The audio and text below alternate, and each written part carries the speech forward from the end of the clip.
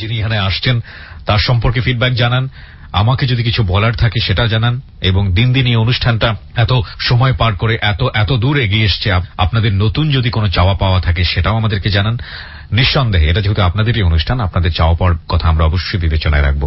এবং একই সাথে যে কথাটি বলতে চাই সেটা হলো, যারা ওয়েবসাইটের মাধ্যমে আমার সঙ্গে যোগাযোগ করতে চান তারা তাদের স্টোরিটা ছোট্ট করে লিখে ফোন নাম্বার দিয়ে আমাকে মেইল করবেন। আমার ওয়েবসাইটের ঠিকানা হচ্ছে www.rj-kebria.com, that is rjkebria.com। আমি আবারও বলছি www.rj-kebria.com, that is rjkebria.com। ওকে, আপনার নামটা একটু বলেন। আমার নাম সামিয়া সিদ্দিকী। সামিয়া সিদ্দিকী, আপনার জন্ম জেলা কোথায়? জন্ম জেলা পাবনা। পাবনাতে। আর বর্তমানে তো ঢাকাতেই অবস্থান করছেন? জি, বর্তমান ঢাকাতে অবস্থান। আপনি কি গৃহিণী নাকি পেশায় কিছু করছেন? সামথিং কিছু করি, কিছু একটা করেন। ওকে, আমাদের আজকের যে সামিয়া এখানে উপস্থিত আছেন তার জীবনের গল্প আমরা জানবো। তো সামিয়া বলুন, মানে কি আপনার জীবনের গল্প, আমরা একেবারে ছোটবেলা থেকেই শুনি। আমার জন্ম পাবনাতে, 2 বোন 3 ভাই। আমার বাবা সরকারি চাকরি করত। আপনার পজিশন? আমি সবার বড়। আপনি সবার বড় ছিলেন। বাবা সরকারি চাকরি করত। মা গৃহিণী? মা গৃহিণী। আচ্ছা। আমার জন্মের 1 বছর পরেই আমার এক ভাই হয়, যার কারণে আমাকে আর আমার বাবা মা ওনাদের কাছে রাখে না। আমার নানি আমাকে নিয়ে যায় দেশের বাড়ি। ওখানে আমার এক খালা ছিল, উনি বিবাহিত, মানে বাবার বাড়িতে থাকতো। ওনার বাচ্চা কাচ্চা হয় না, উনি আমাকে লালন পালন করতো। প্রায় 4-5 বছরের মতো উনি পালে। যাই হোক, আমি জানতাম যে উনি আমার মা, ওনার মানে আমার খালু বাবা। বেশ আদরেই ছিলাম, ওনার নিঃসন্তান। আমাকে, আমি ভাবতাম ওনারই সন্তান। আপনাকে কেন দিয়ে দিল? আমার মার কষ্ট হচ্ছে। কষ্ট কিসের জন্য? কষ্ট হচ্ছে 2টা বাচ্চা একসাথে লালন পালন করা। মানে আপনার পরে যে ছেলে হয়েছিল 1 বছরের গ্যাপে। আমার এটা মনে হয় কি আমি মেয়ের জন্য আমাকে দিতে পারছি। আমি পরে অবশ্য এগুলো নিয়ে অনেক ডিসকাস করছি। আপনার মনে আছে কত বছর বয়সে আপনাকে দিয়েছিল? আমাকে 1 বছর 4-5 মাস বয়স। তাহলে তো আপনার জানারই উচিত, মানে জানাই সম্ভব না আপনার খালা কে আর মা কে। আমার মানে খালাকে তো মা ডাকার কথা। হ্যাঁ, খালাকে মা ডাকি, খালুকে বাবা ডাকি। আমি জানতাম, এখনো ডাকি। আচ্ছা আচ্ছা, ঠিক আছে, বলেন। তারপর আমার মা ঢাকা থেকে যেত, গ্রামে যেত, আমার জন্য কাপড় চোপড় নিয়ে যেত, পোশাক আশাক নিয়ে যেত। যখন আমি কথা বলতে শিখি একটু একটু, তো আমাকে সবাই জিজ্ঞাসা করতো যে এটা কে আনছে। আমার ছোট ভাইয়ের নাম সুমন। সুমন মা আনছে। তোমার কি হয়? কথা বলতাম না, মানে সবাই আমাকে বোঝাতে চাইতো যে ওটাই তোমার মা, কিন্তু আমি বুঝতে চাইতাম না। এইভাবে চলতে চলতে যখন আমি 4-5 বছর বয়স হলো, তখন আমার বাবা বলে যে ওকে দেশ থেকে নিয়ে আসি, ঢাকায় নিয়ে এসে ভর্তি করে দেই, এখানে লেখাপড়া করবে। ওখানে তো আর পড়াশোনা ওরকম হবে না, গ্রাম অঞ্চলে অতটা পড়াশোনার প্রতিও না। একবার নিয়ে আসে, ওখানে রাখি। আমি খুব কান্নাকাটি করি, থাকতে চাই না। কিছুদিন থাকার পরে আবার আমাকে নিয়ে যায়। আমাকে নিয়ে দেশে আমার খালার কাছে রেখে আসে। এর মধ্যে আমার খালা কনসেপ্ট করে। আবার আমার মায়েরও আরেকটা বেবি হবে, মানে আমার ছোট ভাই যেটা, সেটা তখন অলরেডি আমার 5 বছর। আমার মায়ের বেবি হওয়ার কিছুদিন আগে আমাকে নিয়ে আসে আবার ঢাকায়।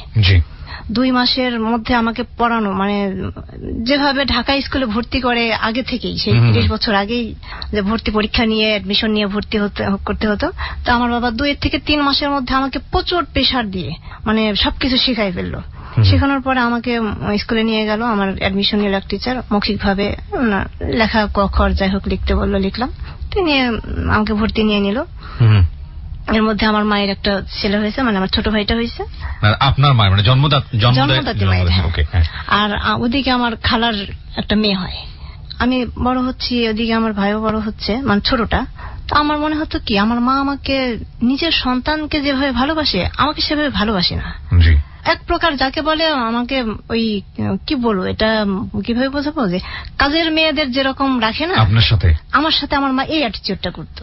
আমার মা বলতে কি খালার কথা বলছেন? না, আমার নিজের মা। তো মানে আমার ওই ছোট ভাইকে কোলে রাখতে হইতো, পালতে হইতো। মানে আমার মা হয়তো ঘুমাচ্ছে, আমাকে কোলে দিয়ে রাখতো। আমার আরেকটা ভাই ছিল, ওনারা 3 জন মিলে মানে খাওয়া দাওয়া করতো। আর এদিকে আমাকে ছোট ভাইকে, তাকে মশা লাগতেছে কিনা, তার কারেন্ট চলে গেল, তার গরম লাগতেছে কিনা, বাতাস কর, ও কান্নাকাটি করবে কিনা, ওকে বসায় রেখে ওরা খেয়ে দিয়ে আসার পরে আমাকে বলতে যাতে খেয়ায়। তখন আমার চোখের পানি আর নাকের পানি একসাথে করে আমি ভাত খেতাম। আমি শুধু কান্নাকাটি করতাম। আমার বাবা বলতো কি হয়েছে তোমার? আমি বলতো আমার ভালো লাগে না, আমার মরে যেতে ইচ্ছে করে, আমার বাঁচতে ইচ্ছে করে না। খালা খালুর কাছে এত আদর যত্নে মানুষ হয়েছি, এখানে এসে যে তাদের অ্যাটিটিউডটা আমি সহ্য করতে পারছি না মূলত। তো আমি তো ছোট, আমি তো খুব বড় না। আমার 1 বছরের ছোট যে ভাইটা, কোনো খাবার দাবার নিয়ে আসতো, কোনো চাইনিজ নিয়ে আসতো, কি ফলমূল যাই আনতো, ও একা খেত। ও খেয়ে দিয়ে ওর যদি মনে চাইতো আমাকে দিত, না মনে চাইলে না দিত। তো এটা আমি সবসময় আমার মাকে দোষ দিই যে মা, এখন বলি আমার যদি 2টা সন্তান থাকে আমি 2টাকে সমান করে দিব, আর আমাকে কি করছো, ও খেয়ে ওর মন চাইলে দিছে, না চাইলে না চাইলে, তাহলে কি আমি তোমার সৎ মেয়ে? এই জিনিসগুলো নিয়ে আপনার সঙ্গে তর্ক বিতর্ক পরে হতো যখন আমি বড় হলাম, মোটামুটি বড় হয়েছে আমার বলার মতো বয়স হয়েছে, তখন বলতাম। ওকে। তো আমার ছোট ভাইকে আমি ওইভাবে পালতে পালতে আমি তো ডান কালে নিতাম, তো আমার এই যে কাকাল বলে না, এটা ঘা হয়ে গেল। এত পরিমাণে আমাকে রাখতে হতো, এর মধ্যে আবার স্কুলের পড়াশোনা, মানে মা বলে না, মা যদি ভালো না বাসে সেখানে বাবারও গুরুত্ব থাকে না সেই সন্তানের প্রতি। 2 বছর এখানে থাকলাম। এখানে থাকার পর আমার বাবা আমাদের গ্রামে পাঠিয়ে দিল, সব পরিবারে গ্রামে পাঠিয়ে দিল। আমাদের ওখানে জায়গা জমি আছে, ওখানে যাও, ওখানে জায়গা জমি দেখাশোনা করতে হবে, চাষাবাদ করতেছে ওখানে দেখতে হবে, গ্রামে বাড়ি করে ওখানে পাঠিয়ে দিল। আমরা ওখানে চলে গেলাম। 2 কি 3 যে ভর্তি হলাম। যাই হোক, খালার কাছে মানুষ হয়েছে, ওনার বাড়ির পাশে স্কুল, আর আমাদের বাড়িটা আবার 2 কিলো ভিতরে। তো মাঝে মাঝে খালার কাছে যেতাম, তখন তো অলরেডি তার বাচ্চা হয়ে গেছে, তার 2টা মেয়ে হয়েছে। এখন আর আমাকে আর সেভাবে তারা নেয় না। 4, 5 এরকম পার করে দিলাম, বাবা মার কাছ থেকেই পার করলাম। 6 উঠলাম, 7 উঠে আমি আবার আমার খালার কাছে চলে গেলাম। ওনার বাড়ির কাছেই স্কুল কলেজ সবকিছু, ওনার কাছে চলে গেলাম, ওনার কাছে থাকি। কিন্তু আগের মতো আর সে আমাকে আর সেই ভালোবাসা বাসে না। তখন আমি বোনের মেয়ে। আচ্ছা। বোনের মেয়ে হিসেবে যেরকম ব্যবহার করার সেটাই চলে আসে। ওখানে 7 থাকলাম, 8 আবার চলে আসি আমি বাড়িতে আমার বাবা মার কাছে। 10 উঠে প্রাইভেট পড়ে আবার স্কুল করে বাড়ি আসতে অনেক টাইম লাগে, আমি আবার খালার কাছে চলে যাই। বাবা মা আমাকে সেভাবে ভালোবাসে না, মানে কোনো কিছু হলে আমার প্রতি বেশি রিয়াকশন করতো, মানে সবকিছুতেই আপনাকে আমার প্রতি, মানে মনে হচ্ছে আমার প্রতি তারা বেশি ক্ষুব্ধ। একটা সময় আমার ফ্যামিলিগত যাই হোক বাবার সাথে মায়ের একটা বিষয় নিয়ে ঝগড়া লাগে, মার সাথে যাই হোক হাতাহাতি হয়, আমার বাবা আমার মাকে মারে। আমার বাবা মাকে মারতেছে, আমি ঠেকাতে যাচ্ছি, আমাকেও মারছে। একটা কিলি মারে আমার পিঠের উপরে, আমি যখন ক্লাস 9 পড়ি। কিলটা একটাই, অথচ আমার জীবনটা পঙ্গু হয়ে গেছে। আমার মনে হয় ওখান থেকে, কেন আমার ওই কিল মারার পরে থেকে আমার পুরো পিঠে ব্যথা করে, মেরুদণ্ডের হাড্ডিতে এখনো ব্যথা আছে। পরীক্ষার সময় বাড়ে, পড়াশোনা করতে বসি তখন আমার অসুখটা বাড়ে, ডাক্তারের কাছে যাই, ভিন্ন ওষুধ টষুধ দিয়ে অনেক ইয়া করি, কমে থাকে আবার বাড়ে। এরকম করতে করতে এসএসসি পরীক্ষার সময়ও আমার এই প্রবলেমটা হয়। আমি 2টা পরীক্ষা দেওয়ার পর অলরেডি মনে হয় আর দিতে পারবো না। তারপরে সবাই বলতেছে না দিতে থাকো, যাই হোক পাশ করে গেলাম। তারপরে ইন্টারমিডিয়েটে ভর্তি হব। আমি শারীরিকভাবে একটু অসুস্থ হই তখন। শহরে যে আমাদের বাড়িটা অবশ্য মফস্বলে, আমার খালার বাড়িটা, ওখানে একটা নতুন কলেজ হয়, আমাকে আর শহরে ভর্তি করে না। তো বলছে বাড়ির কাছে কলেজ আছে, এখানে ভর্তি হব, মানে কাছাকাছি হবে, আমার শারীরিক সমস্যার দিক থেকে একটু ভালো হবে। তো ভর্তি হব না। আমি পড়ছি গার্লস স্কুলে, কোন ছেলের সাথে কথা বলা, মানে আমি তখনও পর্যন্ত স্টেট কারোর সাথে কথা বলা, কেউ যদি আমাকে নাম জিজ্ঞেস করতো মানে ভয়ে পালাই যেতাম। আচ্ছা। আমার যে কাজিন টাজিনটা ছিল তারা দূরে থাকে, তারা জানতোই না যে আমি এত বড় হয়েছি, আমি এসএসসি পরীক্ষা দিছি, এরকম একটা অবস্থা। তো যেদিন আমি ফার্স্ট ইন্টারমিডিয়েটে ভর্তি হতে যাই, বড় একটা মাথায় ওড়না দিয়ে আমার মানে যে বাবা, পালিত বাবা, উনি নিয়ে যা ভর্তি করে। ছেলে মেয়ে কলেজ আশেপাশের সব ভর্তি হয়েছে, তো সবে পরিচিত। আমাকে বলতেছে কলেজ ক্লাস করবেন না, তো আমি মাথা দিয়ে একটা ঝাঁকুনি দিলাম, কথা বললাম না। তখন আমার স্বাস্থ্য টাস্থ্য ভালো ছিল, দেখতে একটু মিষ্টি দুষ্ট ছিলাম, যাই হোক সবাই একটু লাইক করতো, কিন্তু আমি কথা বলি না কারোর সাথে। এভাবে কলেজে যাই, 2-3 দিন ক্লাস করি, সবাই দেখি যে কথা বলে, নতুন কলেজে ভর্তি হয়েছে, ছেলে মেয়েরা সবাই মিশে কথা বলে, আমি পালিয়ে থাকি কমন রুমে বসে। মানে আপনার খুব বিষয়গুলো আনইজি লাগতো, মানে খুব রক্ষণশীল একটা পরিবেশের মধ্যে বড় হয়েছেন, যে কারণে নিজেকে গুটিয়ে রাখতেন বলা যেতে পারে। প্রায় ওই রকমই, 1 সপ্তাহ মতো ওই রকমই কারোর সাথে কথা বলি না। কিন্তু আমার সাথে কথা বলার জন্য ওরা আগ্রহী বেশি। ওরা আগ্রহী মানে আমার সম্পর্কে জানতে চায়, আমার সঙ্গে কথা বলতে চায়। তারপরে আবার আমার কিছু বান্ধবী, তুই সুন্দরী, তোকে দেখতে ভালো লাগে, তার জন্য তোর সাথে কথা বলার আগ্রহ। বিভিন্ন ভাবে ইয়ার করে ফোর্স করে ওরা কথা বলতে, শোন আমি যখন কথা বলতে শুরু করব তখন তোরা পিছনে পড়ে থাকবি। 1 মাসের মধ্যে আমরা 50 জন ছাত্রছাত্রী ভর্তি হই, তাদের মধ্যে বলা চলে লিডার হয়ে গেলাম।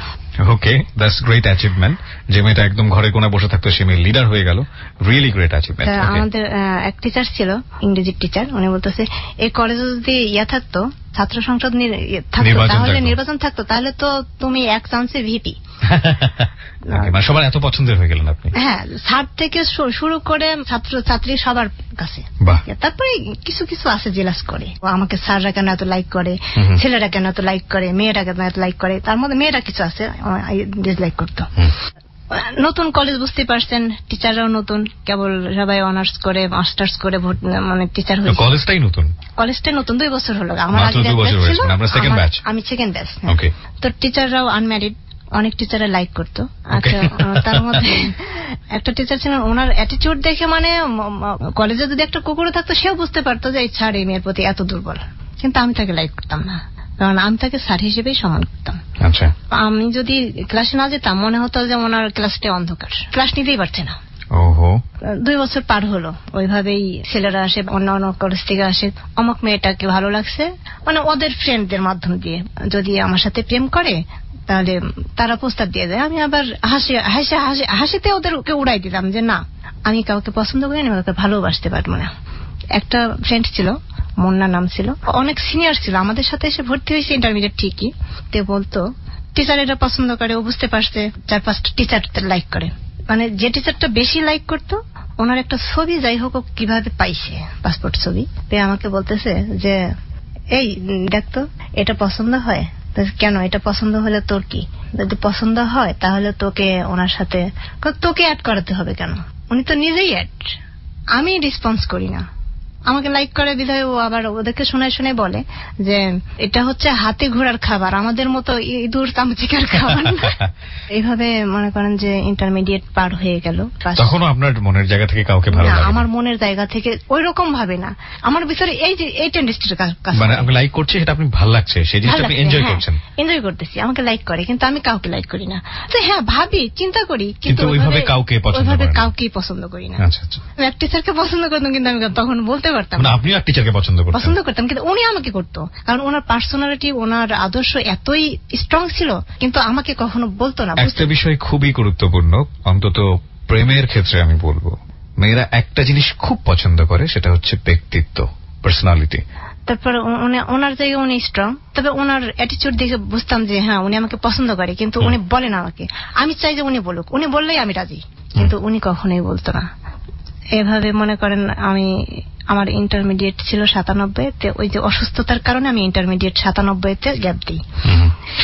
গ্যাপ দিলেন মানে অসুস্থতা হয়ে গেলেন কি কারণে? অসুস্থ হয়ে গেলাম, যে আমি বললাম না, ওই যে আমার পিঠের ব্যথা, ওই যে বাবা যে ঘুষিটা মেরেছিল, কিলটা মেরেছিল, ওখানে আপনাকে ইন্টারমিডিয়েট ড্রপ করতে হয়। যে যখন আমি কোনো পরীক্ষার সামনে আসে তখন একটু প্রেশার পড়ে, তখন আমি অসুস্থ হয়ে যাই। তখন ফর্ম ফিল আপ সব ওকে, পরীক্ষাও দিব, 3-4 দিন আগে থেকে এমন অসুস্থ হলাম যে আমি আর পড়াশোনা চালিয়ে যেতে পারছি না। তখন না, এইভাবে পরীক্ষা দিয়ে আমি ফেলের নাম নিয়ে নেওয়ার চেয়ে না দেওয়াই ভালো। এভাবে আমি আর পরীক্ষা ড্রপ দিলাম। ড্রপ দেওয়াতে 97-এর ইন্টারমিডিয়েট পরীক্ষাটা আসলে এমন কমপ্লেক্স হয়েছে যে অনেকেই ফেল করছে। আমার পরীক্ষাপত্র দেখে মনে হয়েছে যে আপনিও ফেল করতেন, প্রশ্নপত্র দেখে।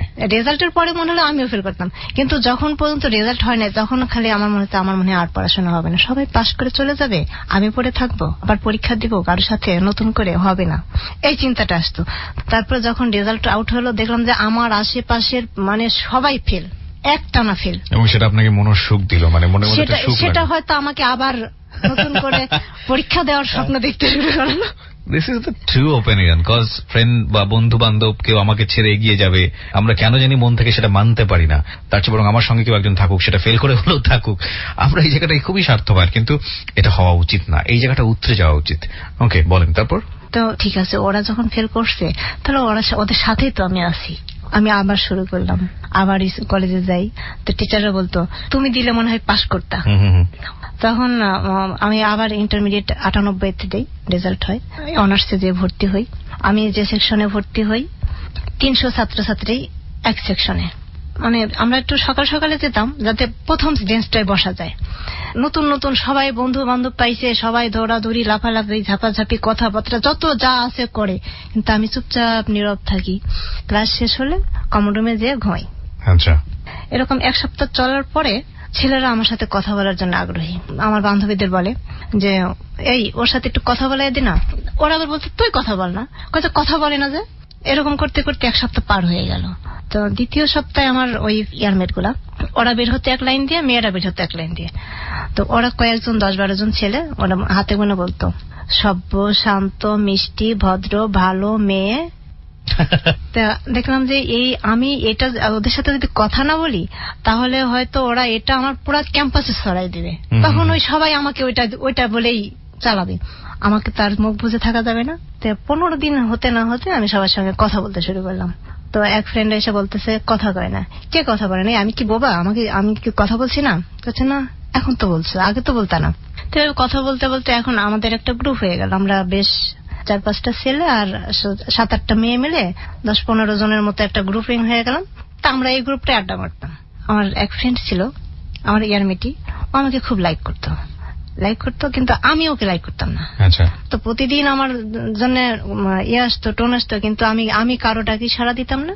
আর বিশেষ করে যেটা আমার ইয়ারমেট যেটা আমাদের সাথে আড্ডা দিত, ওই ছেলেটার বেশি পাগলামি করতো, বেশি ভালোবাসতো। ওর ভালোবাসা দেখে আমার বন্ধু বান্ধবী যত ছিল সবাই আমাকে রিকোয়েস্ট করতো যে না আমি এটা পারবো না, আমি যদি ওর সাথে প্রেম করি তাহলে ওই যে দেখছিস না ওই যে 2টা ছেলে নিয়ে বসে আছে, ওই ছেলেটা ওই মেয়েকে যা বলতেছে ওই মেয়েকে তাই করতে হচ্ছে, আর ওই মেয়েটা ওই ছেলেকে যা করতে বলতেছে তাই করতে হচ্ছে। ওরা কিন্তু এই যে আমরা যেমন সার্কেল নিয়ে আড্ডা মারতেছি তা করতে পারছে না। আমি ওইভাবে কারো বাঁধনে বাঁধতে চাই না। আমি আছি মুক্ত বিহঙ্গের মতো, আমি সবার সঙ্গে চলবো, সবার সঙ্গে মিশবো। ক্যাম্পাসে আমার এমন একটা পরিচিতি হয়ে গেল যে আগে আমার নামের নামে আর একটা মেয়ে ছিল, সেটা ছিল নেত্রী। তো আমাকে পরিচয় দিত কি এই সেই নেত্রী। যারা চিনতো না ওরা ভাবতো যে এই সালাম কালাম দিত। এই আমাদের ক্যাম্পাস মানে মেইন গেট থেকে একটু ভিতরে যেতে হতো। তো যেতে লাগলে আধা ঘন্টা লাগতো ওই সবার সাথে আমার সালাম কালাম আদান প্রদান করতে করতে। বাহ, ভীষণ পপুলার। ওকে। তখন আমার বান্ধবী বলতো এই তোকে আমি রিক্সায় করে নিয়ে যাবো, তোকে আমি দেখলেই সালাম আলাইকুম করতে করতে তোর দিন যাবে। তো এরকম করতে করতে ভাই এক সময় সংসদ নির্বাচন আসলো। 2 দলে মনে করে আমি 2 দলেরই লোক, আসলে আমি কোন দলের লোক করে কেউ বুঝতে পারে না, গেস করতে পারে না। তো এর মধ্যে ছাত্র দল থেকে আমার প্রস্তাব আসলো মহিলা সম্পাদিকা নিতে চাই। আমার পপুলারিটি দেখে পুরাতন বিপি যারা তারা বলতেছে তুমি কি বলো? বলছে ভাইয়া আমি তো কথা বলতে পারবো না, আমার এক ভাইয়া আছে, আমি ওনার সঙ্গে কথা বলে দেখি, উনি যদি বলে তবে আমি রাজি হব। কোন ভাইয়া এটা? কলেজেরই এক ভাইয়া, আমাকে ছোট বোনের মতো দেখতো, সে নেতা। ওই ভাই বললো যে দেখ তোকে আমি আপন ছোট বোন যেমন দেখি তোকে দেখি, আমি রাজনীতি থেকে সরে আসছি, আর এখানে তুই যদি ঢুকিস তাহলে তুই আমার সামনে কখনো দাঁড়াবি না। তখন আমি ডুব মারলাম, তখন আর আমি ওদের সামনে যাই না। আচ্ছা। তো মানে আমি পালিয়ে পালিয়ে থাকি, আমি আর কথা বলি না। আমি মানে তত বুঝতে পারলো যে আমি হয়তো আর দাঁড়াবো না। তো ঠিক আছে আমি করব, ওদের বাহির থেকে সাপোর্ট করব, সরাসরি স্পটে থাকবো না। আচ্ছা, এভাবে পার হয়ে গেল আমার অনার্স 3 বছর। ফাইনালে এসে 2001-এ এসে আমার একটা অপারেশন হয়, ওই যে পিঠের ব্যথা, ওখান থেকে আমি মনে করেন যে পরীক্ষা, এটা পিত্তথলি কাটা হয়। মানে ওই ঘটনার প্রেক্ষাপটে এটা? হ্যাঁ, মানে ওই যে পিঠের ব্যথা, বিভিন্ন সমস্যা, আমাকে আল্ট্রাসোনো দেয়, এক্সরে দেয়, এই করতে করতে আল্ট্রাসোনোতে ধরা পড়লো। আল্ট্রাসোনোতে ধরা পড়ছে আরো 2 বছর আগেই। পরে বলতেছে পিত্তথলির পাথর, তো এটা অপারেশন করতে হবে। তো 2001-এ আমার নভেম্বর মাসে পিত্তথলি অপারেশন করা হয়। আপনার 6 মাস পরে আমি আবার আস্তে আস্তে কানে কম শুনতে শুরু করি। এই একটা ঘটনা থেকে এতগুলো ঘটনা একের পর এক ঘটা শুরু হয়েছে? হ্যাঁ। ওকে। চি শব্দ হয়, আমি কানে কম শুনি। এর মধ্যে আবার ফাইনাল পরীক্ষা শেষ, সবাই যার যার মতো বাড়ি বাড়ি। তা আমরা যে 15 জন ফ্রেন্ড সার্কেল বান্ধবীরা ছিলাম, আমরা সবাই সবার বাড়িতে এক একদিন করে, সবাই মিলে এক একদিন করে মানে ইনভাইট হচ্ছে যাচ্ছি। যে ছেলেটা আমাকে খুব বেশি লাইক করতো, মোটামুটি সে আমাকে সম্পূর্ণ তার বাড়িতে এমন ভাবে আমাকে ইমপ্রেস করছে যে আমি তার সাথে বিয়ে হবে আমার, মানে ওদের বাড়িতে আমরা গেছি, গেলে ওর মা বোন আমাকে এত পছন্দ করতেছে যে আমি যেন তাদের বাড়ির বউ। অথচ সে তখন পর্যন্ত তার সাথে আমার ওই ধরনের সম্পর্ক না, আমি রাজি হইনি। তখন পর্যন্ত সে আমার ফ্রেন্ড, আমি ওর সাথে একই সাথে পড়ি। তখন যেদিন ওদের বাড়ি থেকে আমি চলে আসি তখন আমার কানের সমস্যা শুরু হয়, একটু একটু করে শুরু হয়, আমি কানে কম শুনি। যখন ওদের বাড়ি থেকে বেরিয়ে চলে আসি, তারপরে রাস্তায় আমাকে কাঁদতেছে আর বলতেছে যে তুই আজও পর্যন্ত রাজি হলি না। বললাম শোন, আমি তো এখন কম শুনি তাই না, আমার হয়তো এরকম আস্তে আস্তে হতে হতে আমার কানটা একেবারে নষ্ট হয়ে যাবে, তখন কি করবি? তখনও আমাকে বলে যে দেখ সমস্ত অঙ্গ প্রত্যঙ্গ পচে যদি শুধু নিঃশ্বাসটুকু থাকে তবু তোকে আমি ভালোবাসি। এই ছেলেটা বলল আপনাকে? এই ছেলেটা বলে। তখন ওর প্রতি আমার একটা বিশ্বাস আসে। গল্পটা আসলে এখান থেকেই মূলত শুরু। এতক্ষণ আমরা এক ধরনের ইন্ট্রোতে ছিলাম আমি বলবো, কিন্তু একটা কথা আমরা সবসময় বলি যে আসলে কোনো বাকি অনুমান করার কোনো উপায় নেই যে গল্পটা কোথায় গিয়ে আসলে থামবে। আজকে যিনি গল্পটা এখানে বলছেন তিনি সামিয়া। আমরা কথা না বাড়িয়ে সামিয়ার কাছে আবারও ফিরতে চাই। তো সামিয়া, এক ধরনের মায়া আপনার ভেতরে জন্ম নিল, আপনি কিছুটা হলো ইমপ্রেস হলেন ছেলেটার কথা শুনে, কজ ও আপনাকে এতই ভালোবাসে যে আপনার অঙ্গ প্রত্যঙ্গ শেষ হয়ে গিয়ে শুধু নিঃশ্বাসটুকু থাকলেও ও আপনাকে ভালোবাসে। এইটুকু শুনে আপনি সামহাও আমার মনে হয় ওর প্রতি এক ধরনের দুর্বলতা এসে গেল। রাইট, তারপর বললাম ঠিক আছে আমি রাজি। তো তুই তো ছোট ছেলে, তোকে তো গ্রামে থাকতে হবে, ওরা 3 ভাই, ওর 2 ভাই ঢাকায় থাকে, তুই ছোট ছেলে, তোকে তোর মার কাছে থাকতে হবে, আমাকে বিয়ে করলে কিন্তু আমাকে নিয়ে তোর ঢাকায় থাকতে হবে। এটা আপনি ওকে বললেন? হ্যাঁ। তো ঠিক আছে আমি তাই থাকবো। তখন আপনি স্নাতক পড়ছেন, অনার্স পড়ছেন? ফাইনাল শেষ। অনার্স ফাইনাল দেওয়া শেষ। তো এইরকম সময় প্রেম করলে এক ধরনের একটা মানে আপনার দিক থেকে একটা সমস্যা হয় না? কজ এই সময়টা তো সাধারণত আমরা দেখি আমাদের সমাজে মেয়েদেরকে বিয়ে দেওয়ার একটা উঠে পড়ে লাগার একটা ব্যবস্থা থাকে, আর ছেলেরা এই সময়টাতে জুতোর খরচ করে ফেলে মানে চাকরির জন্য। তো আসলে ভবিষ্যৎটা কোন দিকে যাবে সেটা নিয়ে একটা অনিশ্চয়তা ছিল না? না, এই সময়টা ও তো আসলে ওই 3টা বছরই সে আমাকে লাইক করে আসতেছে, সে আমাকে ভালোবেসে আসতেছে। আচ্ছা, শুধু আমার কোনো এগ্রি ছিল না ওখানে। আচ্ছা, আপনারা সামহাও এগ্রি করলেন এবং আপনি ওকে একটা কন্ডিশনের কথা বললেন যে আমাকে যেই হোক আমাকে শহরে রাখতে হবে। হ্যাঁ, ঠিক আছে ওকে, ও তো খুব খুশি। ওর সাথে আমার একটা মিট হলো যে ঠিক আছে, ও তো এখন বাড়িতে থাকে। তো এর মধ্যে ও মাস্টার্স ভর্তি হলো, আমি আর হতে পারলাম না। আমার কানের সমস্যা দিন দিন বাড়তেই থাকে। কম শুনতে শুনতে একেবারে কম শুনি। আচ্ছা, তখন তো বিয়ে দেওয়ার, আপনি যে কথাটা বললেন যে তখন তো বিয়ে দেওয়ার জন্য উঠে পড়ে লাগে, আমার সেই সময়টা কান নষ্ট করে দিয়ে তখন আমার বিয়েটা আদার্স দিক থেকে বন্ধ করে দিল। আচ্ছা, তো ওর সাথে আমার সম্পর্ক হয়তো তখন তো মোবাইলের যুগ খুব কম, তারপরেও কথা বলতাম মাঝে মধ্যে, চিঠির মাধ্যমে কথাবার্তা হতো। চিঠি লিখতেন আপনারা দুজনকে? আচ্ছা, ও আমাকে চিঠি লিখতো, আমি ওকে চিঠি লিখতাম। তখন তো আমাদের দেখা সাক্ষাৎ হতো না, খুব কম। তো বলতে তুই সেই রাজি হলি এতদিনে এসে, যখন কাছে থাকতাম পাশে থাকতাম তখন তুই আমাকে দূরে ঠেলে রাখতি, কারণ যে এখনই তো ভালো। 6 মাস পরে ওকে আমি বললাম যে আমার তো এরকম কানের সমস্যা বেড়ে যাচ্ছে, আর আমার ফ্যামিলি থেকে এরকম বিভিন্ন, আমি শারীরিক ভাবে একটু প্রতিবন্ধী হয়ে যাচ্ছি, আমার ফ্যামিলি ভাবে করতে, তুই কি আমাকে বিয়ে করতে পারবি? তো বলছে আমি এখন বেকার, আমি কি করে বিয়ে করবো? তুই যদি আমাকে বিয়ে করতে পারিস তাহলে তুই আমাকে 3 দিনের কি 7 দিনের মধ্যে আমাকে একটা সময় দিয়ে বিয়ে করবি। এটা আপনি বললেন? হ্যাঁ, আমি বললাম। তো বলতেছে যে না, আমি বিয়ে করতে পারবো না। ওর অ্যান্সার ছিল যে আপনাকে বিয়ে করতে পারবে না? না, এখন পারবো না, আমাকে সময় দিতে হবে, আমাকে নিজের, ও বললো যে আমাকে সময় দিতে হবে, আমাকে নিজের পায়ে দাঁড়াতে হবে, তারপরে আমি পারবো। তো ও তখন মাস্টার্সে পড়ে, এর মধ্যে ওর ভাইয়ের শালিও তখন ওই মাস্টার্সে ভর্তি হয়েছে, ওর সঙ্গে পরিচিত বিয়ান যাওয়া আসা করে। আমি তখন আর যাই না, আমাদের সম্পর্কের মধ্যে একটু ইয়াটা আসলো ওর বিয়ানকে নিয়ে। আমার যারা বন্ধু বান্ধব, ওরও তারা বন্ধু বান্ধব, ওরা আমাকে বলে যে হ্যাঁ রে, ও তাই এরকম ওর বিয়ানের সাথে এইভাবে চলে ফিরে কথাবার্তা বলে, ওদের সাথে মনে হয় কোনো সম্পর্ক চলে। তো আমি সন্দেহ শুরু করলাম, ছেলেটাকে আপনি সন্দেহ করা শুরু করলেন? হ্যাঁ, সন্দেহ করতে শুরু করলাম। তো আমি মাঝে মাঝে আবার ক্যাম্পাসে যাই, যে দেখি ওর মোবাইলে কল আসে, বিয়ানের নাম্বার থেকে কল আসে, কি ব্যাপার? তখন তুমি করে বলি যে তোমার মোবাইলে ও কেন কল দেয়? কইছে দিতে পারে, কেন দেয়? তো একদিন আমি ওকে অনেক সার্চ করলাম, এই নিয়ে অনেক রাগারাগি হয়ে মানে কাট করে দিয়ে আসলাম, ওর সাথে সম্পর্ক ক্লোজ করে দিয়ে এসে ওর মধ্যে আমার কানের সমস্যা নিয়ে আমি বিভিন্ন ডাক্তার দেখাই, নাটোর মিশন হাসপাতাল, ঢাকা পানগোপাল দত্ত। মানে আপনাদের সম্পর্কটা ভেঙে গেল? হ্যাঁ, মানে মাঝখানে ব্রেকআপ হলো। আচ্ছা, পরে আমি আমার কানের সমস্যা নিয়ে বিভিন্ন জায়গায় বিভিন্ন ডাক্তার দেখাই, যে যেখানে বলে সবখানেই দেখাই, কেউ বলে না যে আমার কানটা ভালো হবে।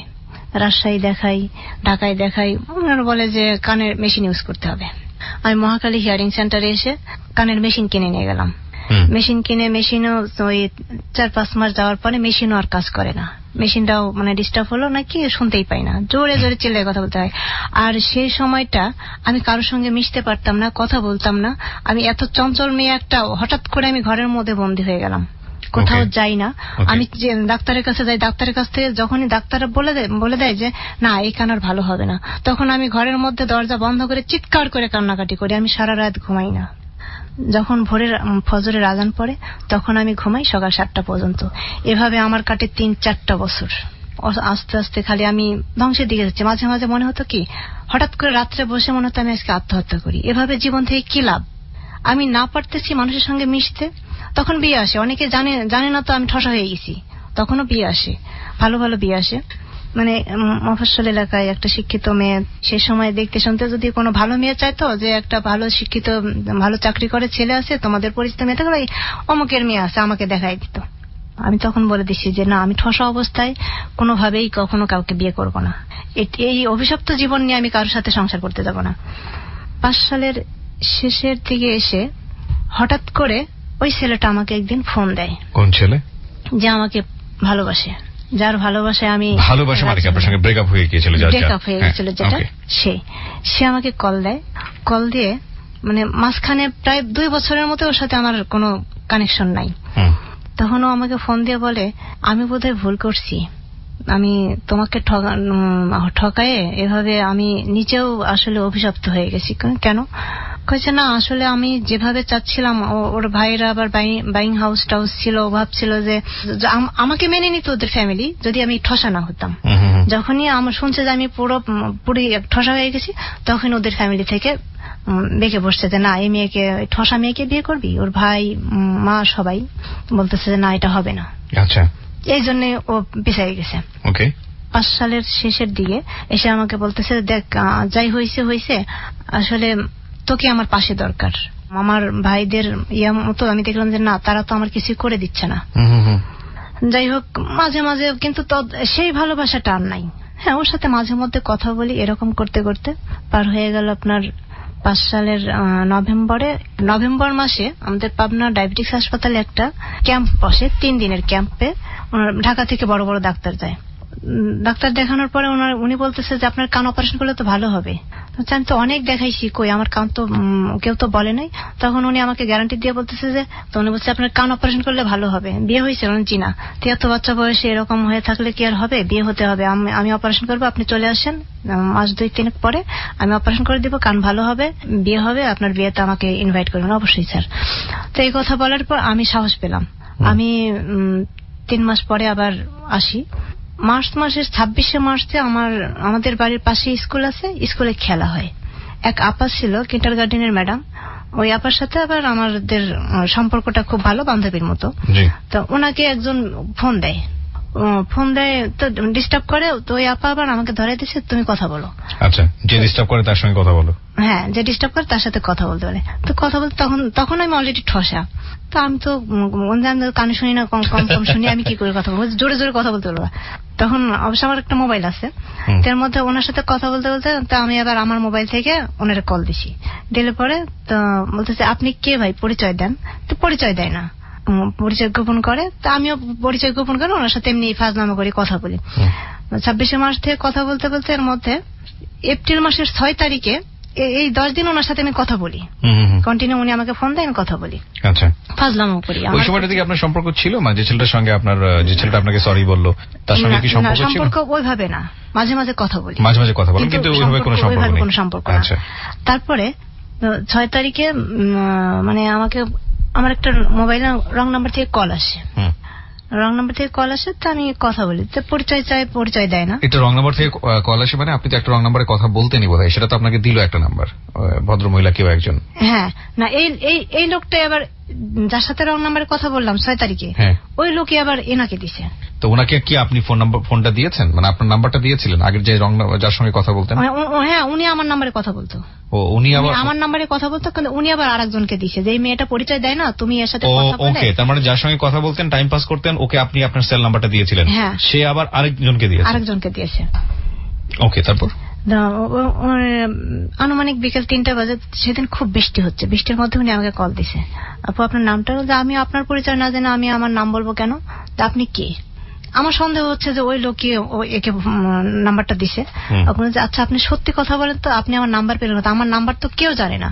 এক অচেনা জানার মধ্যে ওই পার্সনটা জানে, একটা পার্সন জানে, উনি আমার পরিচয় দেয় নাই, আমিও তাকে পরিচয় দিই নাই। তো বলছে না আপু সত্যি সত্যি বলছি, এটা আপনার রং নাম্বার, আমি রং নাম্বারে ঢুকে কল দিছি। তো যাই হোক, আমি কারোর থেকে নাম্বার পাই নাই। উনি কসম মসম কেটে বলে যে হ্যাঁ ঠিক আছে আপনার পরিচয় দেন। তখন আমি সত্যি সত্যি আমার পরিচয় দিই। আমি বলি যে আমি কানে কম শুনি, ঠসা, আমার সঙ্গে কথা বলতে হলে জোরে জোরে কথা বলতে হবে। এইটাই পরিচয় দিলেন? নাম পরিচয় দিলেন না? হ্যাঁ নাম পরিচয় দিলাম। নাম পরিচয় দিলেন। ছেলেটার নাম পরিচয় কি জানতে পারলেন? হ্যাঁ ওই নাম পরিচয় দিল। কি নাম ছিল ছেলেটার? হাসনাত। হাসনাত, ওকে। তো ওর সম্পর্কে জানতে পারলেন? হাসনাত কোথায় কি করে, কি করে না করে, জানতে পারলেন? ও মোবাইলে ওর যেটুক পরিচয় দিল ঠিক সেটুকু আমি জানতে পারলাম। তো হাসনাত আমাকে ফোন দিয়ে ওনার পরিচয় দিল, আমার পরিচয় নিল। ওকে, তারপরে সন্ধ্যার সময় আমি আমার কাকার বাড়ি যাই। কাকার বাড়িতে গেলে কাকা আবার রাত্রে আসতে দেয় না। কাকার আবার মেয়ে নেই, দুটাই ছেলে, আমরা 2 বোন গেছি, আমাদের 2 বোনকেই রেখে দিছে। সে রাত 11টা 12টা পর্যন্ত আমাদেরকে নিয়ে বসে টিভি দেখলো, গল্প করলো। এর মধ্যে হাসনাত অনেকবার ফোন দিচ্ছে, আমি ফোন সাইলেন্ট করে রেখে দিছি যে আমি তো কাকার সামনে এখন কথা বলতে পারছি না। আমি পরের দিন সকালে কাকার বাড়ি থেকে নাস্তা করে আমাদের বাড়িতে আসছি। আমাদের বাড়িতে এসে 10টার সময় ও আবার ফোন দিছে। ফোন দিয়ে এতবার ফোন দেই, ফোন ধরেন না কেন, বলেন যে আমি আমার কাকার বাড়িতে ছিলাম, আমি এই জন্য আপনার সঙ্গে কথা বলতে পারি নাই। দেখছে আচ্ছা আমরা কি বন্ধু হতে পারি না? আচ্ছা হ্যাঁ বন্ধু হতে পারবো না কেন? আপনি বললেন হ্যাঁ। তো ঠিক আছে বন্ধু, তো তুমি করে বলতে পারি? হ্যাঁ পারেন। এভাবে ওর সঙ্গে কথা চলতেছে। আবার আধা ঘন্টা পরে আবার ফোন দিছে। ফোন দিয়ে বলতেছে যে আচ্ছা তুমি সত্যি কথা বলো, তোমার বিয়ে হয় নাই? কারণ জি না, আমি সত্যি বলছি, আমি তোমার সাথে এক বিন্দু মিথ্যা বলছি না, যে আমার কানের সমস্যার কারণে আমি বিয়ে করি না। আচ্ছা আমি যদি বিয়ে দিয়ে দিই, আমাকে বিয়ে দিলেও তো আমি বিয়ে করবো না, আমি ঠসা অবস্থায় তো আমি কাউকে বিয়ে করতে পারবো না। তো আর কেউ আমাকে এই অবস্থায় বিয়ে করবেও না। তো আচ্ছা বন্ধু যদি করে? বলছে না বন্ধুও করবে না। বন্ধুই বা কেন করবে? এই ঠসা মেয়েকে সেই বা জেনে শুনে কেন বিয়ে করবে? আমি দেখলাম না, চিনলাম না। তখন সে কনফিডেন্সে বলতেছে যে আল্লাহর কসম টসম দিয়ে সে যাই হোক কোরআনের সাক্ষী রেখে বলতেছে যে আমি আজ থেকে আমি তোমাকে বিয়ে করলাম। আপনি কি পাগলের সঙ্গে কথা বলতেছেন নাকি? মানে সেই মুহূর্তে কথা নাই বার্তা নাই, আপনাকে ধাম করে বিয়ে করে ফেললাম না আপনি? এভাবেই বলতো। আচ্ছা না, একটা বিষয় আমি বুঝতে পারছি না, মানুষের জীবনে সবকিছুই ঘটে, এটা ঠিক আছে, মানে আপনি কি এই বিষয়টা নিয়ে খুব বেশি হীনমন্যতায় ভুগতেন যে যার সঙ্গে কথা হতো আপনি মানে এই বিষয়টা ঘুরে ফিরে আসতো যে আমার কানে আমি শুনতে পাই না, যে কারণে আপনাকে সে বিয়ে করবে না, এই বিষয়গুলো কি আসতো আপনার মধ্যে কথাবার্তায়? মানে নিজের এই দুর্বলতাটা বোঝাতেন, নিজের এই হীনমন্যতাটা প্রকাশ করতেন, কোনো না কোনো ভাবে বলতেন নিজেকে, নিজের এই উইকনেসগুলো? এটা সঙ্গে বলতাম, কিন্তু অন্য কোথাও তো আমি সেভাবে হাসনাতকে বলতেন যে আপনি এই বিষয়টাতে দুর্বল, মানে আপনার মন খারাপ করতেন, বা এরকম কোনো বিষয় কি ছিল ওই সময়টাতে, যে এরকম যে আমি কাণ্ঠসা মেয়ে, আমাকে আর কে বিয়ে করবে, এই ধরনের কথা বলতেন? হ্যাঁ ওর সাথে এভাবে কথা বলছি। যে কারণেই হয়তো বা ওই সাহসটা পেয়েছে। হ্যাঁ এখানে বলছে, তখন বলতেছে আমি যদি বিয়ে করি, তাহলে না আপনি বিয়ে করলে আমি কেন করব? আমি তো কারো নিয়ে বোঝা হয়ে থাকতে পারবো না, কারো জীবনে বোঝা। হ্যাঁ, তো বলতেছে যে আমি কখনোই এটা মনে করব না, তুমি মনে করবা যে আমি মনে করব তুমি সুস্থ, তুমি ভালো। তখন পর্যন্ত জানতে পেরেছেন হাসনাত সম্পর্কে, কোথায় থাকে, কি করে, তখন পর্যন্ত জানতে পেরেছেন যখন বিয়ের প্রস্তাব করে দিচ্ছে বা এরকম ভাবে কথা বলছে? তখন পর্যন্ত সে তার বাড়িতেই থাকে, সে ডিপ্লোমা পড়া শেষ করে বাড়িতেই আছে, এটুকুই জানি। এটুকুই শুধু জানেন? হ্যাঁ এটুকুই জানি। আচ্ছা, তার বাড়ি রাজশাহী, এটুকুই জানি। তখন আমাকে বললো কি যে তোমার 1 কপি ছবি পাঠাও। তো আমি আবার ওর অ্যাড্রেস দিল, ওর অ্যাড্রেসে আমার একটা চিরকুট আর একটা ছবি পাঠিয়ে দিলাম। আচ্ছা, তো বলতেছে ওকে। তবে যাই হোক, এর মধ্যে আমার ওই ইয়াটা পাইছে যে আমি কান অপারেশন করলে ভালো হবে, ওর একটা এই আশা থেকে ও আর একটু বেশি গুরুত্ব দিচ্ছে যে ভালো হয়ে যাবে। তো তখন পর্যন্ত হাসনাতকে আপনি দেখেন না? আমি দেখি নাই। আপনি আবার ছবি পাঠিয়ে দিয়েছেন? আমার ছবি ও দেখতে পেয়েছে। আচ্ছা, তো ওকে বললাম, এর মধ্যে পহেলা বৈশাখ আসলো, ওকে বললাম যে তুমি আসো, তুমি আমাদের এখানে আসো, পহেলা বৈশাখে অনুষ্ঠান আছে, আমরা অনুষ্ঠানে আসো, আমি তোমাকে দেখি, তুমি আমাকে দেখো, কারণ আমাকে দেখে তোমার নাও পছন্দ নাও হতে পারে, তখন বিয়ে করে কিন্তু পস্তাতে হবে। আবার তোমাকে দেখে আমি নাও পছন্দ করতে পারি। তো বলছে না দেখতে হবে না, আমি তোমাকে বলছি তুমি ঠসা হও, কানা হও, বোবা হও, খোড়া হও, আমি জবান দিয়েছি, আমি তোমাকে বিয়ে করব বাস। এই যে তার যে একটা কনফিডেন্স, তার যে আমার প্রতি যে ভালো লাগে ভালোবাসাটা, এটার প্রতি আমার একটা আস্থা এসে গেল। ঠিক আছে, এভাবে আমরা কথা বলি। কথা বলতে বলতে এপ্রিল মাসের 6 তারিখে কথা বলি।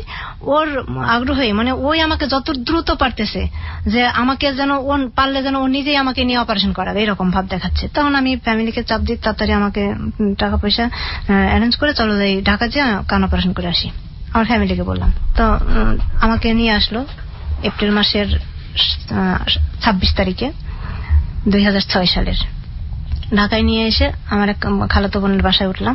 তো দুলাভাই আবার বললো যে এক ডাক্তারের পরামর্শে তুমি কান অপারেশন করো না, তুমি আরেকটা ডাক্তারের কাছে যাও। তুমি ঠিক আছে দুলাভাই, আপনি তাহলে সিরিয়াল দেন। ওনার পরিচিত একটা ডাক্তার ছিল, ওনার সিরিয়াল দিল, ওখানে দেখালাম। সন্ধ্যার সময় দেখানোর পরে ডাক্তার আবার আমাকে পরীক্ষা নিরীক্ষা দিল। আমার সারা রাত আর ঘুম নাই। পরীক্ষার পরে হয়তো ডাক্তার বলবে না অপারেশন করা যাবে না। মানে তার থেকে বেশি টেনশন হচ্ছিল এই কারণে যে ছেলেটাকে হারাবো কিনা। না না, এসব নিয়ে টেনশন হচ্ছিল না। না, এসব নিয়ে টেনশন করি না। কিন্তু আমার কান ভালো। ওই ছেলেটা তো আপনাকে বিয়ে করতে চাইলো, এটা কি প্রেমের জায়গা থেকে চেয়েছে নাকি এক ধরনের আপনি এটা বলতেন সেখানে করুণাও হতে পারে। তখন আপনি কনফিউজ, তখন আপনি আপনার জায়গা থেকে কি কোনো কথা দিয়েছেন তাকে যে আপনি তাকে লাভ করেন বা এক ধরনের কমিটমেন্ট তৈরি হয়েছে মানে হাসনাতের সঙ্গে? মানে হাসনাতের সঙ্গে ওই যে যদি ভালো হই তখন বিয়ে করবো। ও, এটা আপনি বলেছেন? হ্যাঁ। আচ্ছা ঠিক আছে, আমি যদি ভালো হই তবে আমি তোমাকে বিয়ে করবো, তাছাড়া আমি বিয়ে করবো। তারপরে ডাক্তারের রিপোর্ট পরের দিন আবার রিপোর্ট করে নিয়ে যায়, পরীক্ষা নিয়ে যায়, দেখালাম। দেখানোর পরে উনি বলে যে হ্যাঁ অপারেশন করা যাবে, আপনি কালকে মহাখালী শাহীকে ভর্তি হয়ে যান, আমি আপনার অপারেশন করবো। আচ্ছা, তখন আমি স্বস্তি পেলাম, যাক আমার 4 বছরের অভিশপ্ত জীবন আজকে থেকে হয়তো মুক্ত হবে। 4টা বছর আমি আমি কি বলবো যে তখন আমি স্বস্তি পাচ্ছেন, কিন্তু তখন তো আপনি শিওর না অপারেশনের পরে উল্টোটা হতে পারে। তারপরে সে বলছে যে আমি তো অন্যান্য ডাক্তারের কাছে যে বলতাম যে আমার কানটা কেটে দেন না, কেটে একটু চেষ্টা করেন না, আমি শুনতে পাই কিনা। ও, ওটাও করতো না? তাও বলতো না, ওটাও করতো না তারা। আচ্ছা, হ্যাঁ, অপারেশন করা যাক না যাক আপনি কেটে দেন, তবু আমি শুনতে পাই কিনা চেষ্টা করব, আমি এটা বলতাম। তো উনি যখন বললো তখন আমি একটু স্বস্তি পেলাম। কি দুটো কানই ছিল নাকি একটা কান ছিল? 2 কানই সমস্যা, একটা বেশি একটা কম। আচ্ছা আচ্ছা। তারপরে আপনার ওই পরের দিন আমি মহাখালী শাহীকে হাসপাতালে ভর্তি হলাম। ভর্তি হয়ে যখন আমাকে ওটিতে নিয়ে যাবে ঠিক সেই মুহূর্তে আমি ফোন দিছি আমার সেই অনার্স লেভেলের বন্ধুকে। মানে আপনার এক্স বয়ফ্রেন্ড? ওকে আমি ফোন দিছি। ওকে কেন ফোন দিলেন? কারণ ওর প্রতি তো, ওর সাথে আমি 3টা বছর ঘুরছি ফিরছি চলছি, ওর প্রতি তো আমার কাছে মনে হয়েছে যে ওর প্রতিই মায়াটা আছে আপনার। হ্যাঁ, কারণ ও তো আমাকে ভালোবাসতো, কারণ একজনের সাথে পাশাপাশি চলছি ফিরছি, আর একে তো আমি দেখি নাই। তখন ওকে আমি বলছি আচ্ছা আমার যদি আমি কান অপারেশন করার জন্য ওটিতে ঢুকবো, যদি কান ভালো না হয় তুই কি আমাকে বিয়ে করবি? তখন ও কোনো উত্তর দেয় না, শুধু বলে যে আচ্ছা আগে অপারেশন করো তো তারপরে দেখা যাক। এই ছেলেটা এই কথাটা বলে? হ্যাঁ, যার একটা মাত্র কথা ছিল যে তোর পুরো দেহটা পচে গেলেও নিঃশ্বাস থাকলেই তোকে আমি ভালোবাসি, অথচ আমি যখন ওটিতে যাই সেই মুহূর্তে সে মিথ্যা করে হলেও যদি বলতো যে হ্যাঁ আমি তোকে বিয়ে করব, তোর কান ভালো না হলে আমি তোকে বিয়ে করব, এই কথাটা যদি বলতো তাহলে হয়তো আমার জীবনটা ওর সাথেই জড়িয়ে যেত। তারপরে আমি ফোন দিলাম হাসনাতকে যে আমি তো এখন ওটিতে ঢুকবো, তো আমার কান অপারেশন করব, আমার ভালো না হলে তো আমি বিয়ে করব না, ভালো হলে হয়তো আমি তোমাকে বিয়ে করব, আর যদি ভালো না হয় তুমি কি আমাকে সত্যি বিয়ে করবে? ওর স্বীকারোক্তিটা কি আমি সেটা জানার জন্য, ওর সম্মতিটা জানার জন্য আমি ফোন দিলাম। তো বলতেছে যে তোমার কান ভালো হোক না হোক আমি বলছি না আমি তোমাকে বিয়ে করব, সেটা তোমার কান ভালো হলেও করব না হলেও করব। অসাধারণ একটি জায়গায় দাঁড়িয়েছে গল্পটা। জীবন অবশ্যই সুন্দর, সৃষ্টিকর্তার সেরা জীব আমরা। আমাদের যদি বলা হয় যে মনুষ্য জীবন নিয়ে আমরা দুনিয়াতে এসেছি, অন্যান্য প্রাণীর চাইতে আমাদের জীবনের যদি বেসিক পার্থক্যের জায়গাটা নির্ণয় করা হয় তাহলে সেটা হবে এটাই যে মানুষ হিসেবে জন্মগ্রহণ করেছি অনেক মেধা নিয়ে, অনেক জ্ঞান নিয়ে, বিচার বুদ্ধি নিয়ে, শুধু খেয়ে পড়ে বেঁচে থাকার জন্য না। সামিয়া, আপনি যেটা বলছিলেন যে ওটিতে ঢুকবো, হাসনাত তখন আপনাকে খুব সুন্দর যে কথাটা শোনালো যে না যাই হোক না কেন আমি তোমাকে চাই আমার জীবনে। তারপর তখন আমি চিন্তা করতেছি যদি আমার কান ভালো নাই হয় তাহলে আমাকে তো পরিবার তো আমাকে বোঝা হিসেবে রাখবে না, আমি তাদের কাছে উচ্ছিষ্টের মতো থাকবো। তো চিন্তা করছি আমি ছোটখাটো মাদার তেরেসা হব। ওই সময়টা আপনি ফিল করছিলেন? হ্যাঁ, আমার কান যদি ভালোই না হয় অপারেশনের পরে হয়তো আমি কোনো আশ্রমে চলে যাব, হয়তো কোথাও যাব। আমি অনেক কাজ জানি, আমি সেলাইয়ের কাজ বলেন, টেলার্স এর কাজ জানেন, আমি সব কাজ জানি। আমার মতো আরো অনেক মেয়ে আছে, তাদেরকে বিভিন্নভাবে প্রশিক্ষণ দিব। বিয়ে না হয় বাদই দিলাম আমার জীবন থেকে। সমাজ ফ্যামিলি আমাকে বাঁকা চোখে দেখবে। এই 4টা বছরে আমাকে যেভাবে ইয়া করছে, ওটা আপনি ফিল করছেন। ওটিতে ঢুকলাম, আমার অপারেশন হলো। 9 দিনের পরে ডাক্তার আমার কান সেলাই কেটে যখন অপারেশন করে তখন অজ্ঞান করছে, আমার কানের ভিতরে ছোট্ট একটা হাড় ছেট করে দেয়। ছেট করতেছে, তখন আমাকে বলতেছে আপনি কি শুনতে পাচ্ছেন? বলছে হ্যাঁ আমি শুনতে পাচ্ছি। ও বিউটিফুল। আমি শুনতে পাচ্ছি, কিন্তু অনেক জোরে শব্দ শুনতে পাচ্ছি, মানে শব্দ অনেক বেশি হচ্ছে, অনেক জোরে শুনতে পাচ্ছি। তারপরে ডাক্তার বুঝতে পারছে যে হ্যাঁ ওনার কান সাকসেস হচ্ছে। এর মধ্যে আমি ঘুমাই গেছি, আমি আর কিছু জানি না। পরের দিন ভোর 5টার সময় আমার ঘুম ভাঙছে। আমি আসলে এর আগে একটা অপারেশন করছি, এটা আমি খুব অপারেশন অত ভয় পাই না। পরের দিন 5টার সময় আমার ঘুম ভাঙছে, ঘুম ভেঙে উঠে আমি ওখানে তার কাউকে থাকতে দেয় না, তা আমি উঠে আমার যে মেডিকেলি পোশাক পরা ছিল সেটা চেঞ্জ করছি। পরে আস্তে আস্তে আমি বাথরুমে গেছি, তখন সিস্টার এসে আমাকে বকা দিচ্ছে, আপনি জানেন আপনি যে এই অবস্থায় একা একা বাহিরে গেছেন, আপনি যদি পড়ে যেতেন মারা যেতেন। ওই মুহূর্তে আমার ভেতর থেকে মনে হচ্ছে আমাকে ভেতর থেকে ধাক্কাচ্ছে, মাথার ভেতর থেকে, কিন্তু আমি ওয়াল ধরে ধরে আসছি। যেটা করার উচিত ছিল না আপনি সেটা করেছেন। কাউকে ডেকে আপনার যাওয়া উচিত ছিল। হ্যাঁ, সেটা হয়তো আপনি বুঝতে পারেননি। হ্যাঁ, আমি বুঝতে পারিনি। যে নার্স ওনাকে ঝাড়ি দিচ্ছেন তাকে আমি বলতে চাই, হয়তো হাসপাতালের নিয়ম কানুন জানেন না, সেটা আপনি ভুল করতেই পারেন, কিন্তু ওখানে তো নার্সের স্ট্যান্ড বাই থাকার কথা, যে কোনো সময় অ্যানেস্থেসিয়াটা অফ হয়ে গেলে যে কোনো সময় আমার রোগীর সেন্সটা আসবে। এই ছোট ছোট বিষয়গুলো নিয়ে কিন্তু আমাদের অনেক সময় অনেক বড় ধরনের দুর্ঘটনা আমরা দেখি, যেটা পেপার পত্রিকা থেকে শুরু করে টেলিভিশন রেডিওতে চলে আসে, যে ডাক্তারের সঙ্গে বা এর সঙ্গে আত্মীয়দের মারামারি, হাতাহাতি। হ্যাঁ, এই বিষয়গুলো একটু কেয়ারফুলি ডিল করা উচিত, বিশেষ করে অপারেশন রোগীদের ক্ষেত্রে তো অবশ্যই। বলুন। তারপর আমাকে 10টার দিকে খাবার দিল, খাবার খাওয়ার পর আমার বমি হয়ে গেল। তখন আমি কিন্তু শুনি না, তখন আমার কান ব্যান্ডেজ করা, আমি এক কানে হালকা শুনি। 3 দিন পরে আমাকে রিলিজ দিয়ে দিল। 9 দিনের দিন আমার সেলাই কাটলো ডাক্তার। আমার মনে হচ্ছে যে একটা সুচ পড়লেও ঠাস করে শব্দ হচ্ছে, এত জোরে শুনতে পাচ্ছি। কিন্তু জোরে শুনতে পাচ্ছেন, এটা আপনার কাছে অস্বস্তি লাগছে? অস্বস্তি লাগতেছে, বুঝতে পেরেছি। তখন কানের সেলাই যখন কাটে তখন ডাক্তার বলতেছে যে আল্লাহ ভরসা, এই ধরনের কানের সাকসেস 70%, আর 30% এর ভিতরে 25% কান নষ্ট থাকে, আর 5% একেবারে হয়তো বিভিন্ন দুর্ঘটনা ঘটতে পারে। আপনার লাক ভালো, তাই আপনি ভালো হয়ে গেছেন। বিউটিফুল। সো আমরা বুঝতেই পারছি যে উনি একটা নতুন জীবনের স্বপ্ন দেখবেন এরপরে। কানের অপারেশন শেষ, আমি সুস্থ, আমি বাড়ি গেলাম। 1 মাস পরে এর মধ্যে আমাকে হাসনাত খুব তাড়া করতেছে যে বিয়ে করার জন্য। তা আমি ওকে বললাম যে তাহলে ঠিক আছে তুমি আসো আমাদের ফ্যামিলিতে কথা বলো। তখন কি দেখেছেন ওকে? না, তখন আমি ওকে দেখি নাই। বলছে যে না আমি যেতে পারবো না, তুমি আসো। একটা মেয়ে মানুষ যে বিয়ে করবো এটা হয় সম্ভব? তা করছে না, তাহলে হবে না, তাহলে তুমি আসো। এভাবে সে আমাকে ফোর্স করে। আমি এক সময় 6 সালের মে মাসের 28 তারিখে ওর সাথে কথাবার্তা বলে আমি চলে যাই। চলে যান মানে বাসা থেকে বের হয়ে যান? বাসা থেকে বলে যাই যে আমার এক ফ্রেন্ডের সাথে দেখা। না, সেটা আমি বুঝতে পেরেছি আপনি কি বলে গেছেন, কিন্তু আপনি কি বাসা থেকে বের হয়ে গেলেন ওকে বিয়ে করার জন্য? হ্যাঁ। বাসা থেকে বের হলেন কেন? বাসাতে বললে রাজি হবে না ওকে ওর সাথে বিয়ে দেওয়ার জন্য? না, বাসা থেকে বলছে তুমি বিয়ে করলে ওকে ডাকো। তো আমি বলছি যে ওকে ডাকছে, ও তো আসে না, তো যাই হোক আমি ওকে দেখি। তাই বলে আপনি বের হলেন কি তাকে বিয়ে করার জন্য? বিয়ে করার জন্য বের হলাম। এবং তাকে আপনি দেখেনও নি? না, দেখিনি। কেন আমি বলি জীবন নাটকের চেয়েও নাটকীয়? এই জন্যই তো বলি, একটা ছেলে যাকে, হ্যাঁ ঠিক আছে, তার একটা গুড সাইন অবশ্যই ছিল, যে মুহূর্তে সে অপারেশনে যাচ্ছে সেখানে সে একটা কম্পেয়ার করার সুযোগ পেয়েছে যে একটা মানুষকে আমি 3 বছর লাভ করলাম, এবং তারপরে সে মানুষটা বলল যে ঠিক আছে দেখা যাক কি হয় না হয়। অপারেশনে কিন্তু মারাও যেতে পারতো। তারপরে সেই সময়টা কি উচিত ছিল না তাকে পজিটিভ কথা বলার? সেটা সে করেনি। অথচ যে মানুষটা তাকে মাত্র ফোনে সম্পর্ক, সে তাকে দেখেও নি, হয়তো সে দেখেছে, সেই জায়গাটা থেকে সে মানুষ ফোন কনভারসেশন তাকে এতটা সাহস দিচ্ছে, তো ঠিক আছে, এটা একটা গুড সাইন। বাট বিয়ে শাদী করার জায়গাতে আপনার ফ্যামিলির তো কোনো দোষারোপ ছিল না। আপনার ফ্যামিলি বলেছে যে ছেলেটাকে আসার জন্য, এবং সেটা সে আসতে চাচ্ছে না। আসতে না চাওয়ার পিছনে কারণটা কি ছিল? আসতে চাচ্ছে না, তার অর্থনৈতিক অবস্থা তখন তার সেভাবে আসার মতো। সেটা আপনি ফ্যামিলিতে বলতে পারতেন যে ছেলেটার এই অবস্থা? আপনি বলেছিলেন? না, আমি ফ্যামিলির সাথে সেভাবে শেয়ার করি না। আমার আসলে ফ্যামিলির প্রতি আমার একটা অভিমান ছিল, অভিমান থেকেই আমি চলে যাই। আপনার যে ফ্যামিলির প্রতি অভিমান ছিল এটা কি হাসনাত জানতো? হ্যাঁ, কিছুটা হলে জানতো। এই যে ছোটবেলার যে, এবং আপনি যেভাবে বের হয়ে আসতেছেন তার কাছে, এটাও সে জানতো নিশ্চয়ই?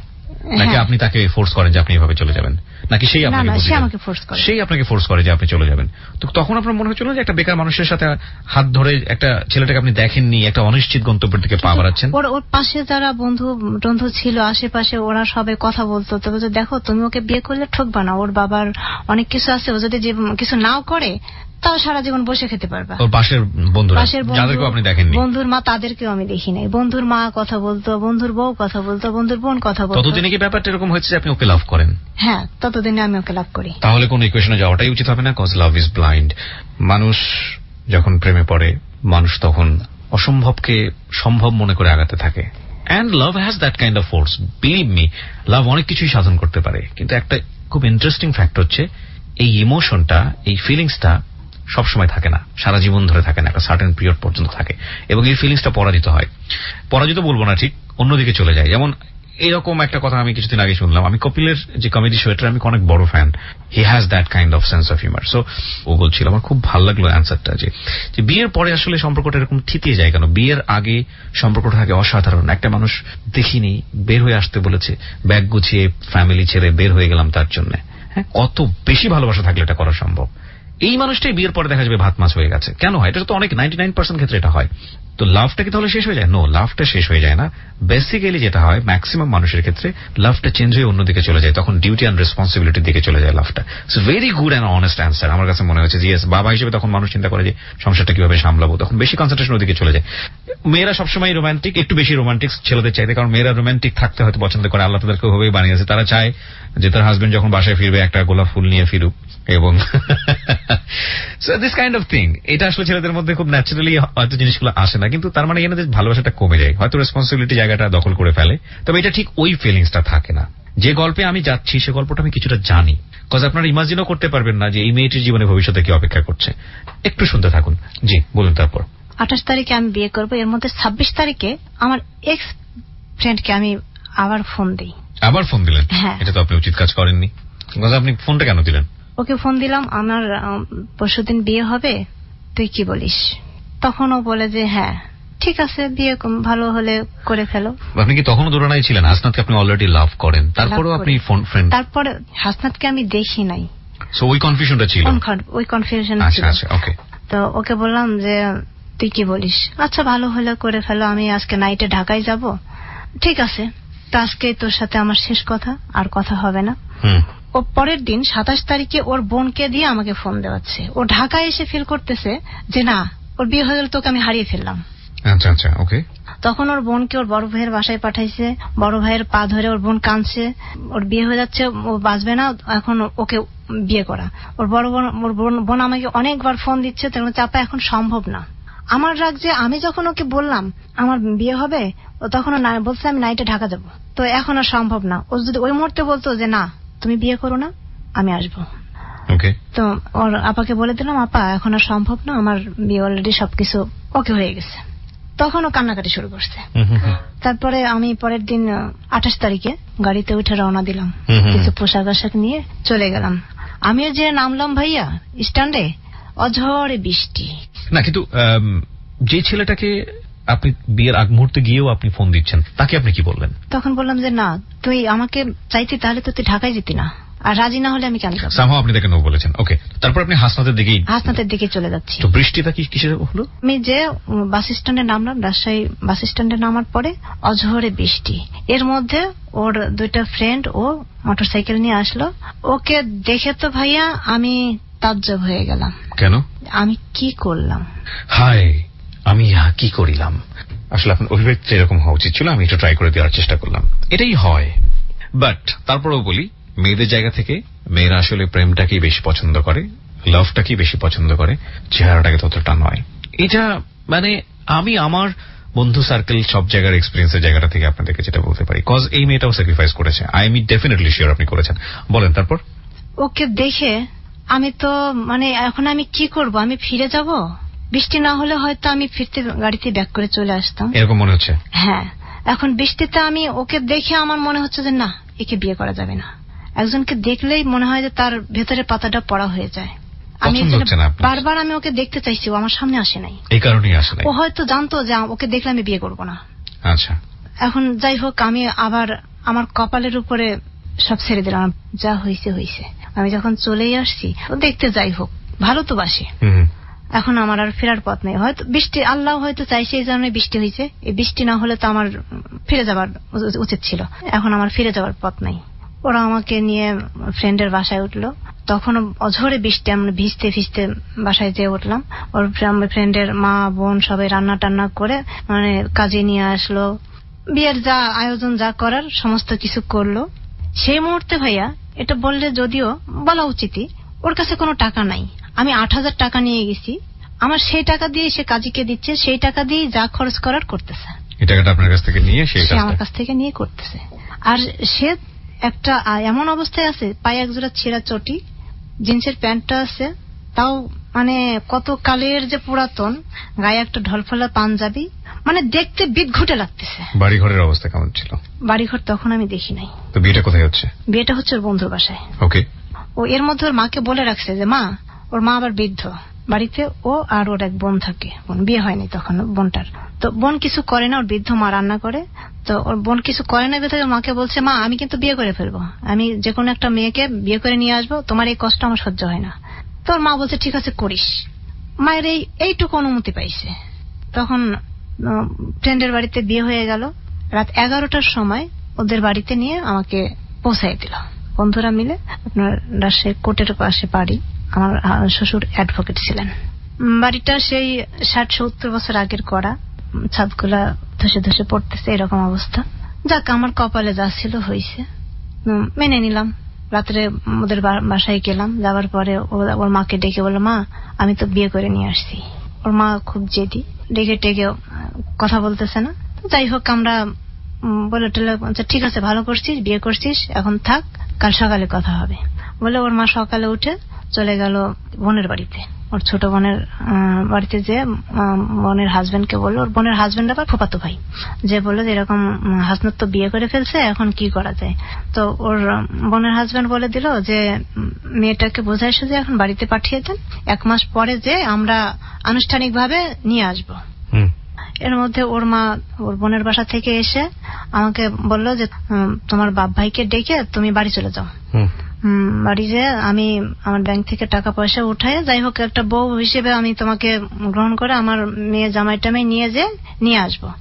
আমিও কান্নাকাটি করতেছি, আমি কি করলাম, এখন কি হবে ইত্যাদি। এরকম করতে করতে সারাদিন মানে আমার শাশুড়ি রান্না করতে যাচ্ছে, আমি সব তার সাথে কাজে সহযোগিতা করছি, রান্না টান্না যা করার সাথে করতেছি। করতে করতে সারাদিন সে আমাকে অবজারভেশন করলো।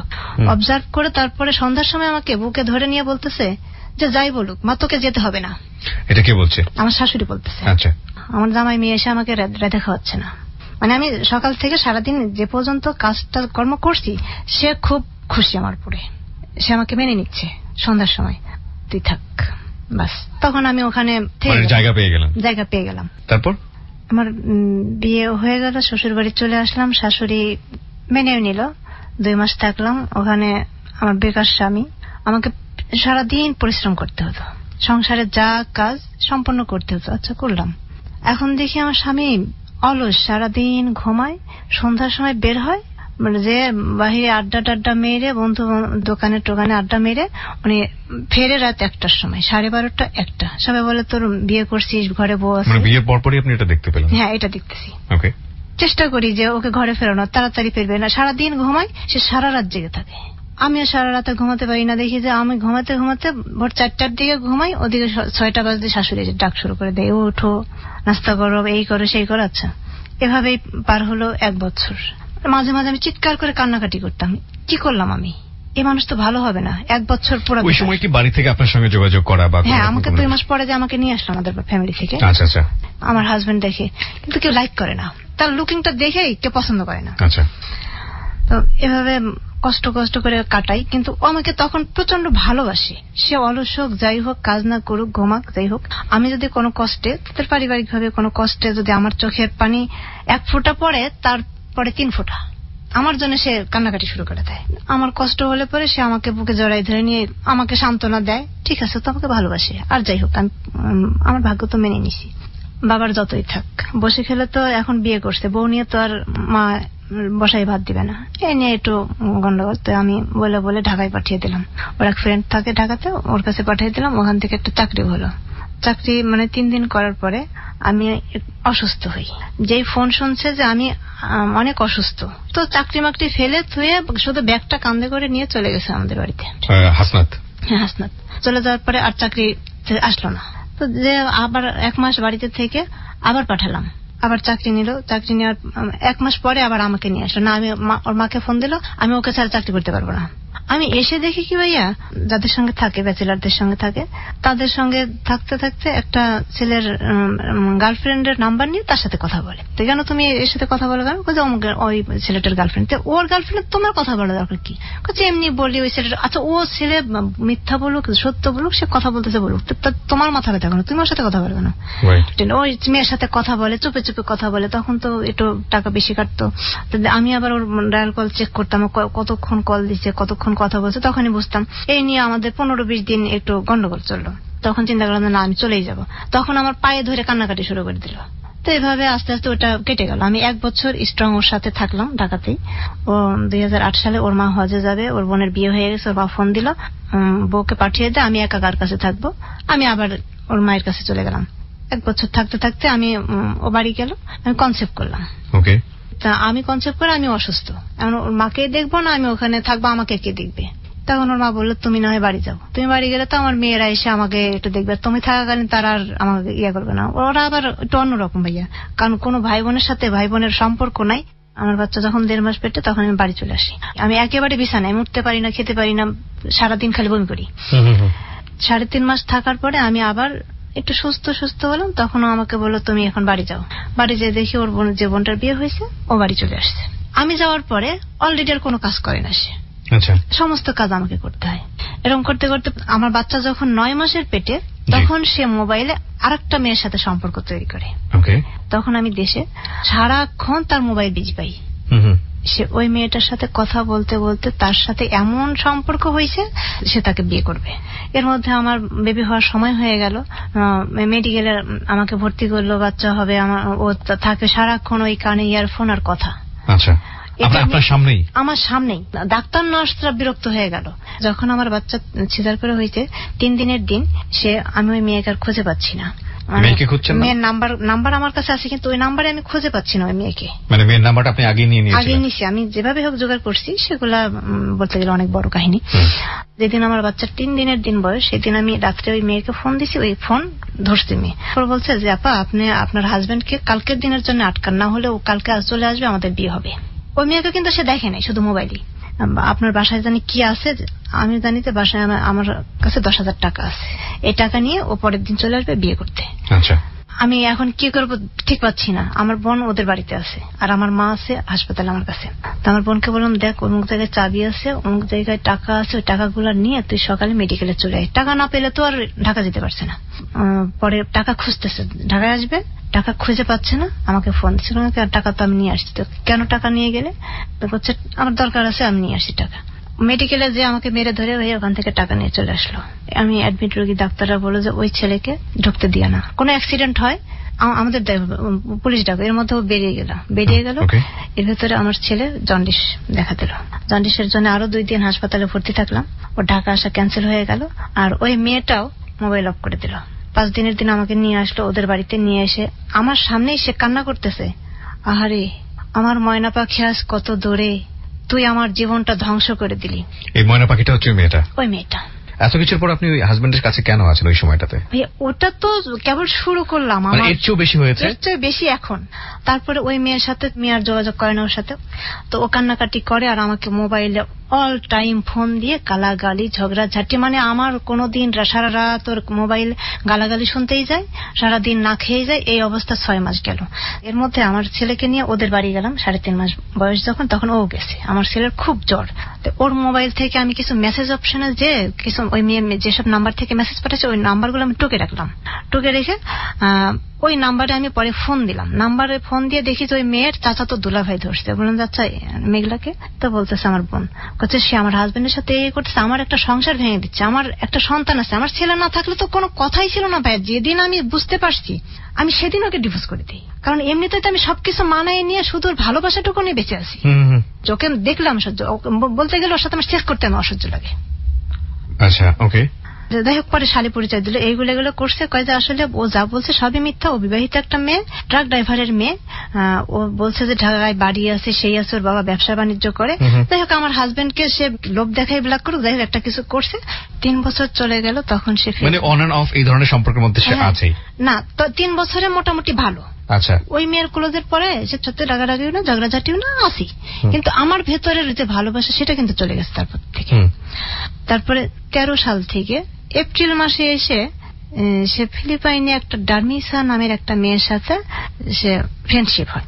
আমাকে সে তখন দেখায় যে ফিলিপাইনে একটা মেয়ে, এটা আমার ফ্রেন্ড। কিভাবে দেখালো আপনাকে? ফেসবুকে দেখাচ্ছে। আচ্ছা, ফেসবুক আপনি চালাতেন? না, আমি এখন পর্যন্ত ফেসবুক সম্পর্কে কিছু বুঝি না। তো মোবাইলে সে আপনাকে দেখালো তার সঙ্গে ফিলিপাইনের একটা মেয়ের তখন ফ্রেন্ডশিপ। কেবল ফ্রেন্ডশিপ হয়েছে 13 সালে। 2013 সালে। নোট অন দিস পয়েন্ট প্রিয় শ্রোতা, because this is a very very important story for of course your conjugal life, যদি আপনি বিবাহিত হয়ে থাকেন। বলেন। ডার্মিসা ক্যালিও নামের একটা মেয়ের সাথে সে, কি নাম? ডার্মিসা ক্যালিও শাকিলি, সেটা ফিলিপাইনি মেয়ে, সে কুয়েতে মানুষের বাসায় কাজ করে। ওকে, তো এই মেয়েটার সঙ্গে তার ফেসবুকে ফ্রেন্ডশিপ। সে আগে ফেসবুক চালাতো, রাত 12টা পর্যন্ত চালিয়ে ঘুমিয়ে যেত। ওই মেয়ের সাথে ফ্রেন্ডশিপ হওয়ার পরে রাত 2টা পর্যন্ত চালায়, আমি এদিকে ঘুমাই যাই, হয়তো একটু ঘুমাইছে, আবার ভোরে 4টার সময় ফজর আজান পরে ফ্লোরে বসে মোবাইল চালাচ্ছে। আচ্ছা, এরকম 4-5 দিন দেখার পরে আমি বুঝতে পারলাম আমার কোনো কথা সে সহ্য করতে পারে না, মানে আমাকে যত পারে নেগলেক্ট করে চলে, আমাকে এড়ায় চলে এভাবে। তখন আমি বুঝতে পারলাম ও কোনো ডিপলি কোনো সম্পর্কের মধ্যে জড়াই গেছে। তখন আমার ছেলের মাথায় ওর হাতটা শোয়ালাম, মানে আপনি, হ্যাঁ ওকে, তুমি সত্যি কথা বলো তো, তুমি কি করতেছো?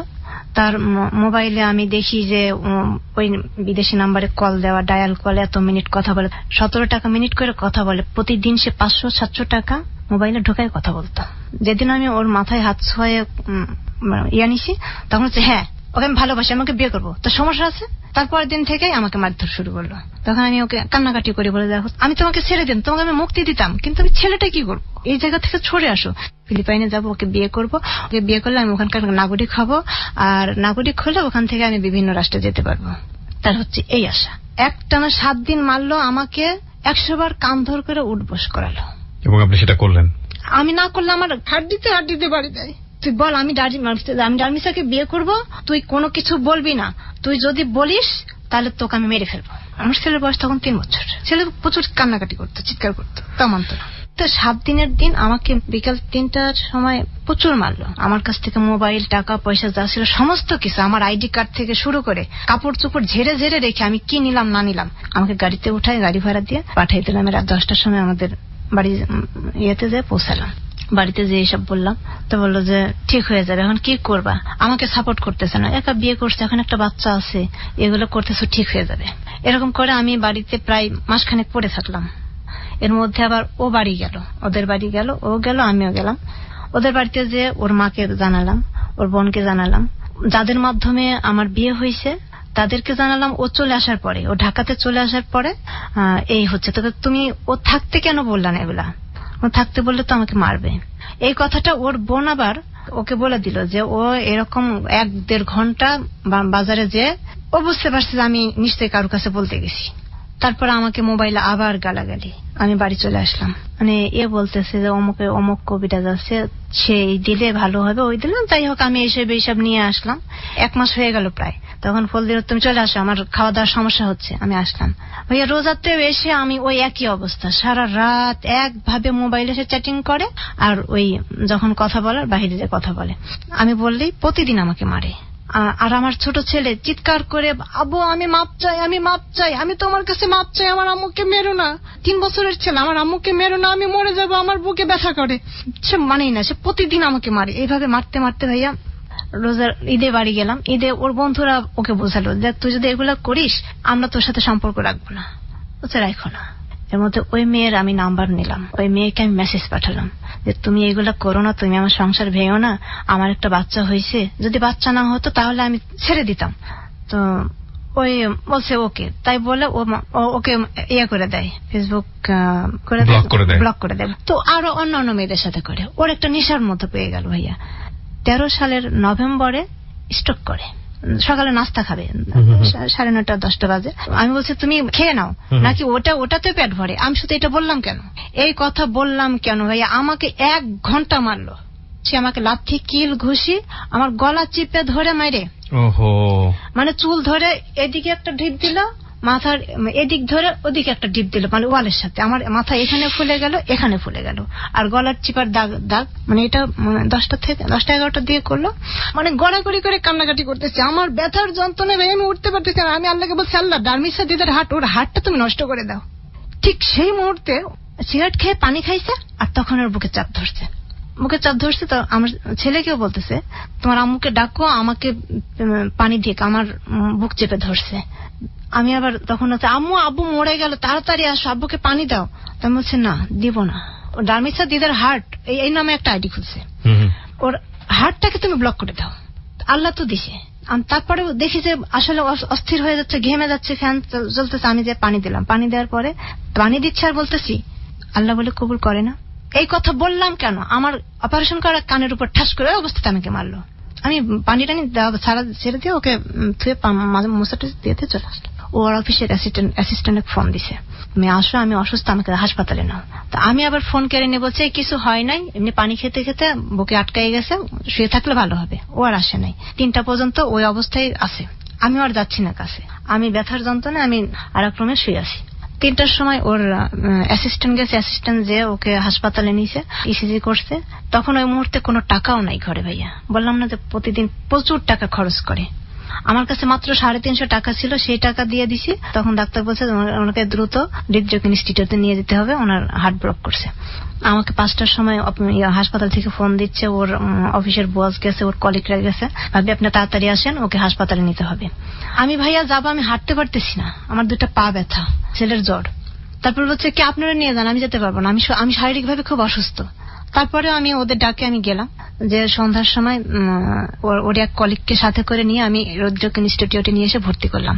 3 দিন ভর্তি রেখে সব বলতেছে, এরকম স্বামীর জন্য আবার আপনি আসছেন, আমরা হলে লাথি মারি ফেলে দিতাম। ওইখানে থেকে একটু সুস্থ হলো, আমি 3 দিন পরে আবার বাসায় নিয়ে গেলাম। না আমি ভাবলাম হয়তো এই একটা ধাক্কার পরে ভালো হবে, না সে ভালো হলো না ভাইয়া। অবস্থা একই, আমাকে মারে আবার ওই যে 100 বার করে কান ধরে উঠবস করায়, না করলেই আমার পায়ে বাড়ায়। আমাকে ভাইয়া বাথরুমের ভেতরে নিয়ে যে থুতু ফেল, ওই থুতু তুই চেটে তোল, আমি সেটাও করছি ভাইয়া। আমাকে এত নির্যাতন করছে, আমাকে মারতে মারতে আমি কোনোদিন বিছানা থেকে উঠতে পারি নাই। আমার ছেলেটা এত চিৎকার করতে যে, বাবা তুমি আমার মাকে মেরো না, আমি মরে যাব। তারপরে সে মানে নাই, সে আমাকে প্রতিদিন টর্চার করতো। এভাবে করতে করতে মাঝে মাঝে রাত্রে মারার পর ও যখন ঘুমিয়ে যেত, তখন আমি বলতাম যে আমি আজকে মেরেই ফেলবো। আমি আইনের কাছে গেলে আইন আমাকে কি বিচার দিবে, আমি এর জন্য কি বিচার পাবো আইনের কাছে গেলে? আমি বটি নিয়ে বসে থাকতাম, খোপাই কেটে মেরে ফেলবো। আমি এত অতিষ্ঠিত হয়ে যাই।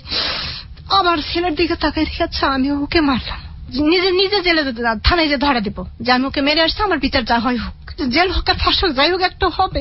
আমার ছেলেটা কোথায় যাবে এই চিন্তা করে আমি আবার সহ্য করতে থাকি। আমি কারো কাছে যে কোনো সমাধান পাই না। কেউ বলে যে আইনের কাছে যাবো, ঠিক আছে আমি আইনের কাছে যাবো। আইন আমাকে কি করবে? আমাদের একটা ডিভোর্স পর্যায়ে আসবে। ডিভোর্স তো আমি এমনি দিতে পারি। আমি চাচ্ছি যে আইন ওকে শাস্তি দিক ওইভাবে, আমার কোন পর্যায়ে যে না, সে তাকে হ্যাক করুক, যে ইন্টারনেটকে কিভাবে চালাচ্ছে সেটা মনিটরিং করুক। আমি পার্সোনাল ভাবে কোনো কমপ্লেন করতে চাই না, সে ইন্টারনেট মনিটরিং করে তাদেরকে শাস্তি দিক যারা এগুলো করতেছে। কোন মেয়ে করতেছে তার স্বামীর অশান্তি হচ্ছে, কোন পুরুষ করতেছে তার স্ত্রীর অশান্তি হচ্ছে। আমি কবিরাজি বিভিন্ন করে কোনো কিছুই হলো না, তখন আমি ওকে রাত্রে ভাতের সাথে ঘুমের ট্যাবলেট দিতাম। সত্যি সত্যি ভয়ানক, কারণ এগুলো এক ধরনের ডিজিজ। এখান থেকে ফিরে আসাটা খুব ডিফিকাল্ট। বিভিন্ন কারণে এটা হয়। অপরাধী দেখলেই আমরা মনে করি তার শাস্তি হওয়া উচিত। এই যে লোকটি এই ধরনের অ্যাডিকশনের পর্যায়ে চলে গেছে, বিশেষ করে এক ধরনের ভার্চুয়াল বলয়, এক ধরনের লাভ এবং সেক্সুয়াল রিলেশনশিপ, এটার পেছনে একটা স্ট্রং সাইকিয়াট্রিক ডিসঅর্ডার আছে, যেটা হয়তো আপনি আপনার জায়গা থেকে জানেন না। ইন্টারনেটকে দোষ দিয়ে কোনো লাভ কি হবে? ইন্টারনেট আমাদের দুনিয়াতে এই মুহূর্তে ইন্টারনেট ছাড়া পুরো পৃথিবী অচল। অনেক কিছুই সহজ হয়ে গেছে। সেই সহজ মাধ্যমে ঢুকে নিজের জীবনটাকে এরকম বিপদে ঠেলে দিচ্ছে অনেকেই, কিন্তু সেটা কেন হয় সেটা একটা প্রশ্ন কিন্তু থেকেই যায়। ওকে সামি, আমরা যেখানটায় ছিলাম, আপনি তাকে ঘুমের ওষুধ খাওয়াতেন যাতে করে সে রাত না জাগতে পারে এবং ঘুমিয়ে যায়, যাতে করে সে ইন্টারনেটে বসে এই ধরনের কাজ না করতে পারে, তাই তো? হ্যাঁ, ঘুমের ওষুধ দিতে সেটা হতো না। আমার এক আত্মীয়র কাছ থেকে জেনে নিলাম যে আসলে কি ধরনের পাওয়ারের ওষুধ দিলে সে সাথে সাথে ঘুমায় যাবে। তখন বললো যে এই মানে একটা ওষুধের নাম বললো, হ্যাঁ একটা ওষুধের নাম বললো যে এই ওষুধটা পাওয়ারফুল ছিল, পাওয়ারফুল, এটা দিলে পরে সে সঙ্গে সঙ্গে ঘুমায় যাবে। এটা কাদেরকে দেওয়া হতো ওষুধটা সাধারণত? এই ওষুধটা সাধারণত পাগলদেরকে দেয়। দেখেন ও কত বড় রিস্ক নিয়েছে, কারণ এই ধরনের ওষুধ খেতে একজন সাধারণ মানুষ হার্ট অ্যাটাক করে মারাও যেতে পারে, বাট ওর হাতে কোনো উপায় ছিল না। এই জন্যই বলি, যদি হাজবেন্ডটা এরকম ওষুধ খেয়ে মারা যেত, সারা জীবনের জন্য ওকে দোষারোপ করতো আইন কিংবা আমরা সমাজ। কিন্তু কি কারণে করতে বাধ্য হচ্ছে? প্রত্যেকটা খারাপ জিনিসের পেছনে একটা কজ থাকে ভাই। হ্যাঁ, তো আপনি এটা খাওয়াতেন, খাওয়ানোর পরে কি হতো? খাওয়ানোর পরে ঘুমাতো, সারা রাত ঘুমাতো। এরকম করতে করতে আমি 1 দিন 2 দিন পর পরই ওটা দিতে শুরু করলাম। আচ্ছা, তারপরে অ্যান্ড্রয়েড মোবাইলে ভিডিও কল দিয়ে সারাক্ষণ কথা বলে। আমি এক রুমে থাকি, ও আর এক রুমে দরজা দিয়ে ইয়ে করে, তাই ফাঁক ফাঁক করে দিয়ে একটু দেখি। দরজা বন্ধ করে থাকতো? দরজা বন্ধ করে দিয়ে থাকতো। দরজার কোনো নিচ দিয়ে টাইলস করা রুম, তো আমি নিচ দিয়ে দেখতাম। ও ওই মোবাইলে দেখতেছে ওই মেয়ে মানে পুরো কাপড় চোপড় খুলে ওকে দেখাচ্ছে, সেক্সুয়াল যা করার সে করতেছে, ও করতেছে। এগুলো আপনি নিজের চোখে দেখেছেন? এগুলো আমি আড়ালে আড়ালে দেখতাম, চুপে চুপে। ও আর মানে আপনি দেখেছেন এগুলো নিজের চোখে? হ্যাঁ, আমি দেখেছি। এরকম করতে করতে অ্যান্ড্রয়েড মোবাইলে এরকম করে আমাকে মারধর করলো, আমার মোবাইল ভাঙে। মারতে মারতে ওর মোবাইলটা ঢেল মারে, আমি অ্যান্ড্রয়েড মোবাইল ওর একটা ভেঙে দিলাম। তারপর আর কিনলো না, এই নর্মাল মোবাইল দিয়ে সে চ্যাটিং করে। এরকম করতে করতে তো আমার ছেলেটার এজ পার হচ্ছে, ওকে স্কুলে ভর্তি করাতে পারতেছি না। এই অবস্থায় আমি ছেলেকে স্কুলে দিব না, ওর সাথে এই নিয়েই যুদ্ধ চালাবো। তখন আমার এক বান্ধবী আছে, ও আমাকে বললো যে তুই চলে আয় এখানে, ওখানে থাকলে হয়তো তুই মারা যাবি, হয় কোন একটা অ্যাক্সিডেন্ট হয়ে যাবে, তুই এখানে চলে আয় অন্তত ছেলেটার জন্য। 15 সালের ডিসেম্বর মাসে মিরপুরে চলে আসি। ও ওখানেই থাকে, ওখানে চাকরি করে, ও স্বাধীনভাবে। তখন কি করলো ভাইয়া, আরেকটা মোবাইল কিনলো। তো ও তো কিনবে, কজ আপনি তাকে ছেড়ে দিয়েছেন, স্বাধীনভাবে যা করার সেটাই করবে। ওগুলো করে, আর মাঝে মধ্যে আমার এখানে আসে, যেদিনই আসে সেদিনে আমাকে মারধর করে। তা আমি যাচ্ছি, তোমার আর আসার দরকার নেই। ডিসেম্বরে চলে আসার পরে 1 মাস আর আসলো না। মোবাইল কিনছে, ওই ভয় আসতেছে না যে মোবাইল কিনছি, গেলে তো আবার অশান্তি লাগবে, আমি দেখলে একটু রাগারাগি করবো। আবার আসলো ফেব্রুয়ারিতে, আমি আবার একটু কনসেপ্ট করলাম, একটা আনএক্সপেক্টেড ভাবে করার পরে। তো আমি তো ওটা রাখবে না, আমার সংসারের যে অবস্থা, আমি এখন ডাক্তার দেখাই, আমার একটু সমস্যাও হলো, তো ওটা আমি অ্যাবর্শন করে দিয়ে 15 তারিখে অ্যাবর্শন করছি। ও 17 তারিখে এসে আমাকে লাথিয়ে মেরে থুয়ে গেল।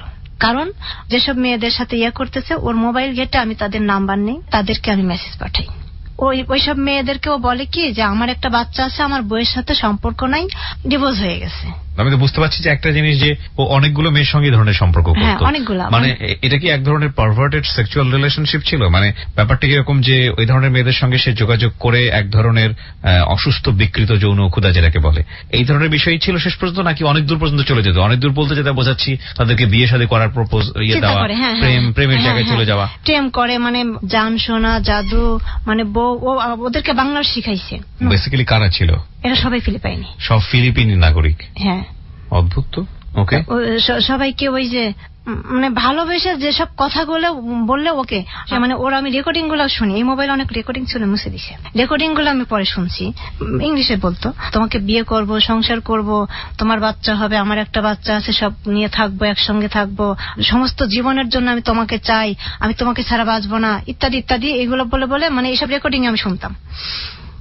বিষয়টা আসলে কি ছিল আমি আসলে কনফিউজ, কজ ফিলিপিন একটা নাগরিককে সে বিয়ে করার জন্য কি সে ধরনের সম্পর্ক করছে, নাকি শুধুমাত্র এটা শারীরিক একটা, যেটা বললাম একটু আগে, এই বিষয়গুলোই ছিল? একটা স্ত্রী পক্ষেও এটা মেনে নেওয়া খুব ডিফিকাল্ট, কেন এই ধরনের অসুস্থ বিকৃত জিনিস তাদের মধ্যে গ্রহ করবে। কিন্তু এটা যদি একটা ডিজিজ হয়ে থাকে, আপনি যদি মনে করেন এটা একটা রোগ, একটা সমস্যা, তাহলে তাকে ডাক্তারের কাছে নিয়ে গিয়ে এটা কিওর করা সম্ভব। একটা ভালো একজন সাইকিয়াট্রিস্টের কাছে নিয়ে গিয়ে তাকে পরামর্শ দিয়ে বের করে নিয়ে আসা সম্ভব। আপনি যদি জোর করেন তাকে, টু বি অনেস্ট, আপনি এখান থেকে ফেরাতে পারবেন না। হ্যাঁ, এটা আরো দিন দিন বাড়তে থাকবে, এবং এটা নিয়ে সংসারের মধ্যে কলহ হওয়া মানে হচ্ছে সংসারটা নষ্ট হয়ে যায়। এমন কেউ নাই যে ওকে বোঝায় নাই ভাইয়া, ওর যে অফিসের বস, বুঝি এটা হবে না। আমি জেবিএসবি যে শোটা করি, যাহা বলিব সত্য বলিব, তো ওখানে ডাক্তার তাজুল ইসলাম যিনি আছেন সাইকিয়াট্রিস্ট, আমি ওনার কিছু কথাই এখানে আসলে বলছি যতটুকু বুঝেছি এই অনুষ্ঠানটা করে। মানুষের শারীরিক যে ব্যাপারগুলো, মস্তিষ্কের ঠিক সেই জায়গাটিতে ওই ধরনের উদ্রেক তৈরি হয়, যেখানে মানুষ ড্রাগ নিলে যে ধরনের উদ্রেক তৈরি হয়, সেম জায়গাতে, মানে ড্রাগের জন্য যেখানে মস্তিষ্কের ক্ষুধা তৈরি হয়, ঠিক একই জায়গাতেই সেক্সুয়াল যে মানে বিষয়গুলো, অনৈতিক বিষয়গুলো আছে, সেই ক্ষুধাটা একই জায়গায় তৈরি হয়। তাহলে আপনি একজন বোঝেন ড্রাগ অ্যাডিক্ট একটা মানুষকে সুস্থ করার জন্য কি পরিমাণ বেগ পেতে হয়। তাহলে একই সমস্যা কিন্তু ওই সেক্সুয়াল ডিসঅর্ডার মানুষের ক্ষেত্রেও কিন্তু এই সমস্যাটা পেতে হবে। আপনি এখানে জোর জবরদস্তি করেন, যে কোনো ভাবে কাউন্সিলিং করেন, যেটাই করেন না কেন, তাকে যদি ভালো একটা সাইকিয়াট্রিক ডক্টর দেখে ট্রিটমেন্টের জায়গায় না নেওয়া যায়, লং টাইম যদি ট্রিটমেন্ট না করে, কোনোভাবেই তাকে সেখান থেকে ফিরে আসা খুব ডিফিকাল্ট, খুবই ডিফিকাল্ট। এবং আপনাদের ক্ষেত্রে যেটা হয়েছে আর কি, আপনারা মারামারি করেছেন, মানে অমানসিক নির্যাতনের শিকার হয়েছেন। ইনফ্যাক্ট এটার পরিণতি কি সেদিকেই আমরা বরং চাই। তারপরে কি করলেন আপনারা? ওদেরকে বিয়ে করবে, যার সাথে করে তার সাথে সে বিয়ে করবে। সেটা বিয়ে ছিল না ইনফ্যাক্ট, তাহলে তো সবাইকে বিয়ের কথা বলা যায় না। হ্যাঁ বলেন। না, আমার একজন চলে যাচ্ছে, আমি যাদেরকে জানাচ্ছি যে ওর বউ আছে, ও এরকম সবার সাথেই করে, তখন ওকে ছেড়ে যাচ্ছে, ও আবার নতুন করে তৈরি করতেছে। আমি এরকম না হলেও মনে হয় 50টা ছাড়াইছি। এরকম করে তুই কতজনে ছাড়াবি? আমার 5000 আছে, আমি 5000কে ছাড়াতে পারবি? না, আমি তখন আলগোস্তে 6 মাস হলো একেবারে ছেড়ে দিছি, আমি ওর পেছনে আর লাগি না ভাইয়া। ওকে, আমি 6 মাস, মানে আমি 6 মাস বলতে আমি 1.5 বছর হলে ওর কাছ থেকে চলে আসছি। মানে 6 মাস হলো কেমন ছেড়ে দিছি, মানে ওর ভেতরে ঢুকি না। ও কার সাথে কি করতেছে আমি কাউকে ফোনও দেই না, জানাইও না, বলিও না, করতেছে করুক। এখন যে মেয়েটার সাথে করে, এটার সাথে করতেছে, এটাকে মানে ওর চাকরিও চলে গেছে। অফিসে ওই সারাক্ষণ মোবাইল টেপে, সারা রাত মোবাইলে একা থাকে, সারা রাত মোবাইলে ওগুলো করে ক্লান্ত হয়ে যায়। অফিসে এসে ঘুমায়। ওর বস এসে এই নিয়ে রাগারাগি করতে করতে ওর একটা ক্লেম দিয়ে ওকে ওখান থেকে বের করে দিল। কাকে? আমার হাজবেন্ডকে।